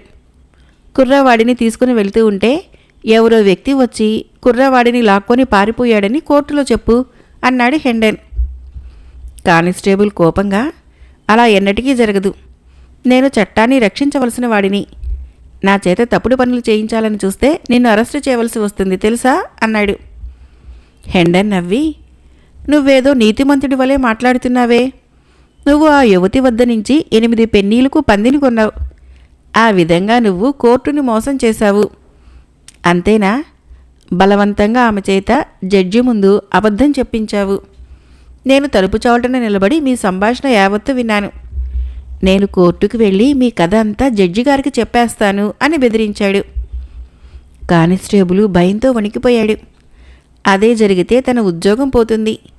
పైగా కోర్టును మోసం చేసిన నేరానికి శిక్ష తప్పదు. సరే, కుర్రవాడి చేయి వదిలేస్తాను, పారిపోండి. రాత్రి ఎవరో వచ్చి జైలు తాళం బద్దలు కొట్టి కుర్రవాడిని తీసుకుని పోయారని చెబుతాను. రాత్రికి గొడ్డలి తెచ్చి నేనే తాళం బద్దలు కొడతాను అన్నాడు కానిస్టేబుల్. హెండన్ను ఎడ్వర్డ్ని తీసుకొని పిక్క బలం కొద్దీ పరుగు తీశాడు. సర్ మైల్స్ హెండన్ ఎడ్వర్డ్ని తీసుకొని తిన్నగా తన ఇంటికి బయలుదేరాడు. వాళ్ళు హెండన్ హాల్కు చేరుకున్నారు. తన కుటుంబం వాళ్ళు తనని ఆదరిస్తారో లేదోనని హెండన్ దారి పొడుగునా ఆలోచిస్తూనే ఉన్నాడు. దుష్ట స్వభావం గల తన సోదరుడు హగ్గు చేసిన ద్రోహాన్ని హెండన్ మర్చిపోయాడు. వాళ్ళు హెండన్ హాలు చేరాక, రండి మహారాజా, లోనికి దయచేయండి, మా గృహం పావనం చేయండి అన్నాడు మైల్స్ హెండన్ ఎడ్వర్డ్తో. కొంతసేపు గడిచిన తర్వాత హగ్గు ఇంటికి వచ్చాడు. అక్కడున్న వాళ్ళని చూసి ఆశ్చర్యపోతూ చూశాడు. హెండన్ లేచి వెళ్ళి తమ్ముణ్ణి కౌగలించుకొని బుగ్గ మీద ముద్దు పెట్టుకున్నాడు. అయినా హగ్గు హెండన్ వంక కళ్ళు చిట్లించి చూస్తూ ఉండిపోయాడు. నన్ను గుర్తించలేదా తమ్ముడు అన్నాడు హెండన్. పొరబడుతున్నావు, నువ్వెవరివో నాకు తెలియదు అన్నాడు హగ్. నేను నీ సోదరుణ్ణి, మైల్స్ హెండన్. 7 సంవత్సరాలు కష్టాలు అనుభవించిన తర్వాత ఇంటికి తిరిగి వచ్చాను అన్నాడు హెండన్ బాధగా. ఇది చాలా పెద్ద మోసం. నువ్వు నా సోదరుడు మాదిరిగా ఉండవచ్చు, కానీ నిజంగా నువ్వు మైల్స్ హెండన్వి కాదు. మైల్స్ హెండన్ యుద్ధానికి వెళ్ళిన తర్వాత హెండన్ యుద్ధంలో పోరాడుతూ చనిపోయాడని అక్కడి నుంచి నాన్నగారికి ఉత్తరం వచ్చింది. బహుశా నువ్వు మైల్స్ హెండన్ తాలూకు భూతానవై ఉంటావు అన్నాడు హగ్. లేదు లేదు, నేను రక్తమాంసాలున్న మనిషినే. ఆర్థర్ని ఇలా పిలువు, అతడు తప్పక నన్ను గుర్తుపడతాడు. ఆర్థర్ చనిపోయి చాలా కాలమైంది. ఓ, ఎంత దుఃఖకరమైన వార్త. అయితే నాన్న ఎక్కడా? అతడు కూడా ఈ ప్రపంచాన్ని విడిచిపెట్టి వెళ్ళిపోయాడు. అయితే ఎడిత్ ఏమైంది? ఆమె కూడా? లేదు లేదు, ఆమె బ్రతికే ఉంది, ఇక్కడే ఉండు అంటూ హగ్గు లోనికి వెళ్ళి ఎడిత్ని తీసుకుని వచ్చాడు. ఆమె చుట్టూ 5-6 దాసీలు ఉన్నారు. ఎడిత్ హెండన్ని నకసిక పర్యంతం చూసింది. నువ్వు ఈ వ్యక్తిని గుర్తుపట్టగలవా మై డియర్ అన్నాడు హగ్ ఎడిత్తో. లేదు, ఇతడెవరో నాకు తెలియదు అంది ఎడిత్. నీకేం అధికారముంది? నేను ఈ ప్రాంతానికి ప్రభువుని. నిన్ను ఈ క్షణంలో ఉరి తీయించే అధికారం ఉంది నాకు అన్నాడు హగ్గు కోపంగా. నేను ఈ రాజభవనాన్ని విడిచి వెళ్ళను. నేను నా తండ్రి గారి ఇంటికి వచ్చాను. కాదనటానికి నువ్వెవడివి? నేను ఇక్కడే ఉంటాను, గుర్తుంచుకో అన్నాడు హెండన్ కోపంగా. హగ్గు ఏమీ మాట్లాడకుండా విసురుగా లోనికి వెళ్ళిపోయాడు. అంతవరకు అన్నదమ్ముల సంభాషణ ఆలకిస్తున్న ఎడ్వర్డు దిగ్భ్రాంతి చెందాడు. అతను హెండన్తో ఇలా అన్నాడు. చూడు సర్ మైల్స్ హెండన్, నేను కూడా నా రాచరికాన్ని పోగొట్టుకున్నాను. నాకు బదులుగా మరొక కుర్రవాడు ఇంగ్లాండ్ని పరిపాలిస్తున్నాడు. నేను 3 ఉత్తరాలు రాసిస్తాను. ఒకటి లాటిను, 2 ఫ్రెంచ్, మూడవది గ్రీక్ భాషలలో ఉంటాయి. వాటిని తీసుకుని వెళ్ళి హెడ్ఫోర్డ్కి ఇవ్వు. అతడు రాజప్రాసాదంలో ఉంటాడు. ఉత్తరాలు చూసిన తర్వాత అతడు మన రక్షణ నిమిత్తము సైన్యాన్ని పంపిస్తాడు. కుర్రవాడు మళ్ళీ పిచ్చిగా మాట్లాడుతున్నందుకు హెండెన్ ఆశ్చర్యపోయాడు. అయినా సరే హెండెన్ ఆలోచిస్తూ, నా వ్యవహారాలు ఏవైతే ఉన్నాయో వాటిని మొట్టమొదట ఇక్కడ పరిష్కరించుకొని ఆ తర్వాత రాజధానికి వెళ్తాను ప్రభు అన్నాడు. తెలివి తక్కువగా మాట్లాడుకు హెండెన్. మొదట నా రాజ్యం నాకు తిరిగి వస్తే ఏదైతే నువ్వు పోగొట్టుకున్నావో అదే కాకుండా అంతకు 10 నేను నీకు సమకూర్చగలను కూడా అన్నాడు. మరు క్షణంలో ఎడిత్ అక్కడికి వచ్చి, మృత్యుదేవత నిన్ను ఆహ్వానించకముందే దయచేసి ఇక్కడి నుంచి వెళ్ళిపో అంది ఆతృతగా. హెండెన్ నవ్వి, నాకు తెలుసు ఎడిత్, నువ్వు నన్ను మర్చిపోలేదని. చిన్నతనం నుంచి ఒకచోట పుట్టి పెరిగాము, కలిసి ఆడుకున్నాము. నువ్వు నన్ను ఎలా మర్చిపోగలవు అన్నాడు. ఎడిత్ తల వంచుకొని, నేను నిస్సహాయురాలిని. హగ్గు చేతిలో అధికారం ఉంది, ధనం ఉంది. అతడు నిన్ను చంపగలడు అంది బాధగా. మరుక్షణంలో కొంతమంది సైనికులు ఆయుధాలు ధరించి అక్కడికి వచ్చారు. ఎడ్వర్డ్ని, హెండన్ని తీసుకొని బంధించి జైల్లో పడేశారు. 15 రోజుల తర్వాత సైనికులు వచ్చి జైలులో ఉన్న హెండన్ని, ఎడ్వర్డ్ని విడుదల చేశారు. అతడి వస్తువులు ఇచ్చేస్తూ, మళ్ళీ ఈ ప్రాంతంలో కనిపించవద్దు. కనిపిస్తే మరణమే నీకు శరణ్యము అన్నారు సైనికులు. హెండన్ను, ఎడ్వర్డ్ని తీసుకుని ముందుకు బయలుదేరాడు.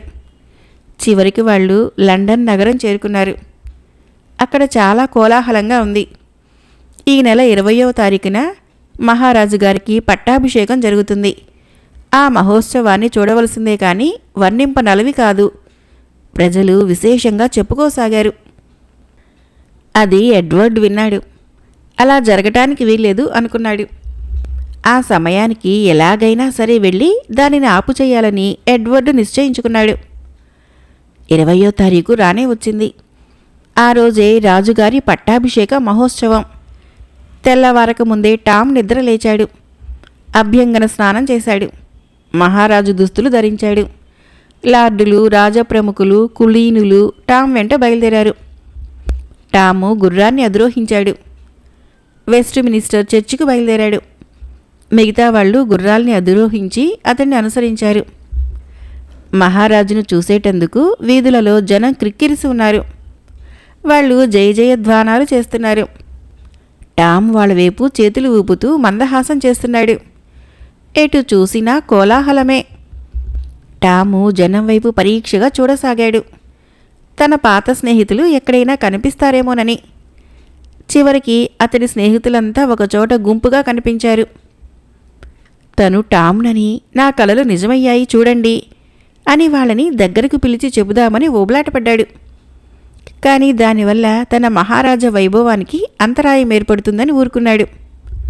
కొంత దూరం వెళ్ళిన తర్వాత అతడికి 2 అక్కలు తల్లి ఒకచోట నిలుచొని తననే చూస్తూ ఉండటం కనిపించింది.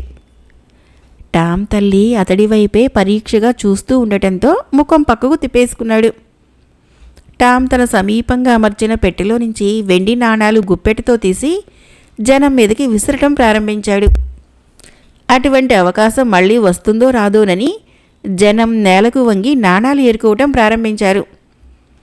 టామ్కి చాలా ఆనందంగా ఉంది. అటువంటి మహోన్నతమైన అదృష్టము తన జీవితంలో ఇక రాదు. తను ఈ ఇంగ్లాండ్ సామ్రాజ్యానికే చక్రవర్తిని. తన మాట శాసనం. తనను మించిన అధికులు లేరు అనుకున్నాడు గర్వంగా. అయినా అతడి అంతరాత్మలో ఏ మూలనో ఇది తప్పు, ఎవరికో చెందిన రాజ్యాన్ని అపహరిస్తున్నావు, నీకన్నా పెద్ద దొంగ మరొకడు ఉండడు అన్న భావం బాధ పెట్టపోలేదు. అదే సమయంలో ఓ యువతి టామ్ చుట్టూ రక్షణగా వస్తున్న సైనికులని, రాజభటులని తొలగించుకొని అతడి ముందుకు వచ్చింది. గుర్రం మీద కూర్చున్న టాము పాదం పుచ్చుకొని లాగింది. తన పాదం లాగింది ఎవరా అనుకొని టాము తలదించి చూశాడు. చూస్తూనే నివ్వెరపోయాడు. ఆమె ఎవరో కాదు, టాము మాతృమూర్తి. నాయనా టామ్, ఏమిటి బాబు ఇదంతా? మనకి పదవులు భోగభాగ్యాలు వద్దు, ఇంటికి పోదాన్రా అన్నది ఆమె. చప్పున టామ్ తల పక్కకు తిప్పుకుంటూ, ఎవరు నువ్వెవరివో నాకు తెలియదు, వెళ్ళు వెళ్ళు అన్నాడు. అంతే సైనికులు వచ్చి ఆమె చెరొక రెక్క పుచ్చుకొని జనం మధ్యకు తీసుకుని వెళ్ళి దూరంగా తోసిపారేశారు. అదంతా టామ్ చూశాడు. అతడి హృదయము బాధతో మెలితిరిగిపోయింది. అతడి కళ్ళు మాతృమూర్తి అవస్థను చూసి చెమ్మగిల్లాయి. నేనింత స్వార్థజీవినా? నవమాసాలు మోసి కనిపించిన తల్లినే నువ్వెవరివో నాకు తెలీదు అనగలిగిన స్వార్థపరుడినా? తండ్రి తన్నినా, నాయనమ్మ కర్రతో బాదినా, నన్ను ఒడిలోకి చేర్చుకొని ఓదార్చి ఇంత తిండి పెట్టిన కన్న తల్లినే కాదన్నానా? టామ్ ముఖంలోని మార్పుని, ఆవేదనను కనిపెట్టిన లార్డ్ హెర్డ్ఫోర్డు, ప్రభు, తమరు ప్రజల వైపు నవ్వుతూ చూడాలి. ఆ యువతి వచ్చి తమ ఆనందాన్ని పాడు చేసింది అన్నాడు. ఆమె ఎవరో కాదు, మా అమ్మగారు అన్నాడు టామ్. అయ్యో, మహారాజుకి మళ్ళీ రోగం తిరగబెట్టిందే అనుకున్నాడు లార్డ్ హెర్డ్ఫోర్డు. అదే సమయంలో ఎడ్వర్డ్ ముందుకు వచ్చి, ఈ ఇంగ్లాండ్ రాజ్యానికి రాజును నేను, అతను కాదు అంటూ ఎలుగెత్తి చెప్పాడు. జనంలో కలకలం మొదలైంది. తక్షణము లార్డ్ హెర్డ్ఫోర్డ్ లేచి, మహాజనులారా నిశ్శబ్దంగా ఉండండి. ఇప్పుడు మన ముందు ఓ కొత్త సమస్య ఉత్పన్నమైంది. అదేమంటే ఈ ఇద్దరిలో అసలైన మహారాజు ఎవరు అని. దానిని మనము తక్షణమే పరిష్కరించాలి. ఇప్పుడు మనము నేనే మహారాజును అని చెబుతున్న కొత్త కుర్రవాడిని కొన్ని ప్రశ్నలు వేద్దాం. దానితో యథార్థం బయటపడుతుంది అన్నాడు. అక్కడున్న లార్డ్స్ తలకొక ప్రశ్న రాజభవనంలోని మందిరాల గురించి, ఏ మందిరంలో ఏమున్నది, ఎక్కడ ఏ ఏ వస్తువులు ఉన్నది అని అడిగాడు. ఎడ్వర్డ్ వాటన్నిటికీ వెంటనే సమాధానం చెప్పాడు. ఆ విషయాల్ని మన మహారాజు గారు కూడా చెప్పగలరు. దానివలన సమస్య పరిష్కారం కాదు అన్నారు కొంతమంది. లార్డ్ హెర్డ్ఫోర్డు బాగా ఆలోచించి, ఒకే ఒక చిక్కు ప్రశ్న వేస్తాను. మురికి బట్టల్లో ఉన్న ఈ కుర్రవాడు జవాబు చెప్పాలి. అదేమిటంటే, ది గ్రేట్ రాయల్ సేల్ అనగా మహారాజు వారి పెద్ద రాజముద్ర ఎక్కడ ఉంది అని అడిగాడు. అప్పుడు ఎడ్వర్డు సైన మందిరాన్ని పర్యవేక్షించే లార్డుతో ఇలా అన్నాడు. మీరు నా సైన మందిరం లోపలికి వెళ్ళండి. అక్కడ నా రాజదుస్తులు దాచిపెట్టే విశాలమైన గోడ బీరువా ఉంటుంది. అందులో గుప్తంగా దాచి ఉంచిన లాకర్ ఉంటుంది. దాన్ని తెరవండి. ది గ్రేట్ సేల్ అందులో ఉంటుంది. సైన మందిర పర్యవేక్షకుడైన లార్డు పరిగెత్తుకుంటూ రాజభవనం లోపలికి వెళ్ళాడు. మరికొంతసేపటికి తిరిగి పరిగెత్తుకుంటూ వచ్చాడు. అతను చెప్పిన విధంగా అన్నీ గాలించాను, కానీ ది గ్రేట్ సేల్ నాకెక్కడా కనిపించలేదు అని చెప్పాడు. ఈ కుర్రవాడెవడో పిచ్చివాడు. మహారాజు గారిని పట్టాభిషేకం కానివ్వండి అన్నాడు లార్డ్ హెర్డ్ఫోర్డు. ఆగండి, తొందరపడకండి. మన అందరికీ మహారాజు ఈ కుర్రవాడే. ఆ గ్రేట్ సేల్ ఎక్కడుందో నేను మహారాజు గారికి గుర్తు చేస్తాను అంటూ టాము ఎడ్వర్డ్ దిక్కుకు తిరిగి ఇలా అన్నాడు. నేను మిమ్మల్ని మొట్టమొదట ఎక్కడ కలుసుకున్నానో, మనం ఎక్కడ బట్టలు మార్చుకున్నామో, బట్టలు మార్చుకున్న తర్వాత మనం ఎక్కడ అద్దంలో చూసుకున్నామో బాగా గుర్తుకు చేసుకోండి. వెంటనే ఎడ్వర్డు, ఎవరైనా సరే నా ఏకాంత మందిరానికి వెళ్ళండి. ఆ మందిరంలో అడుగుపెట్టే హక్కు నాకు తప్ప ఎవరికీ లేదు. ఆ ఏకాంత మందిరంలో పెద్ద నిలువుటద్దం ఉంటుంది. నిలువుటద్దం ముందు పెద్ద బల్ల ఉంటుంది. దానిమీద రాజముద్రిక ఉంటుంది. తీసుకుని రండి అని చెప్పాడు. ఒక లార్డు పరిగెత్తుకుంటూ వెళ్ళాడు. కొంతసేపటికి ఒక పెద్ద బంగారు గిన్నెతో సహా తిరిగి అక్కడికి వచ్చాడు. ఆ బంగారు గిన్నెలో ది గ్రేట్ సేల్ దగదగా మెరుస్తూ కనిపించింది. ఎడ్వర్డ్ మహారాజు కలకాలం జీవించాలి.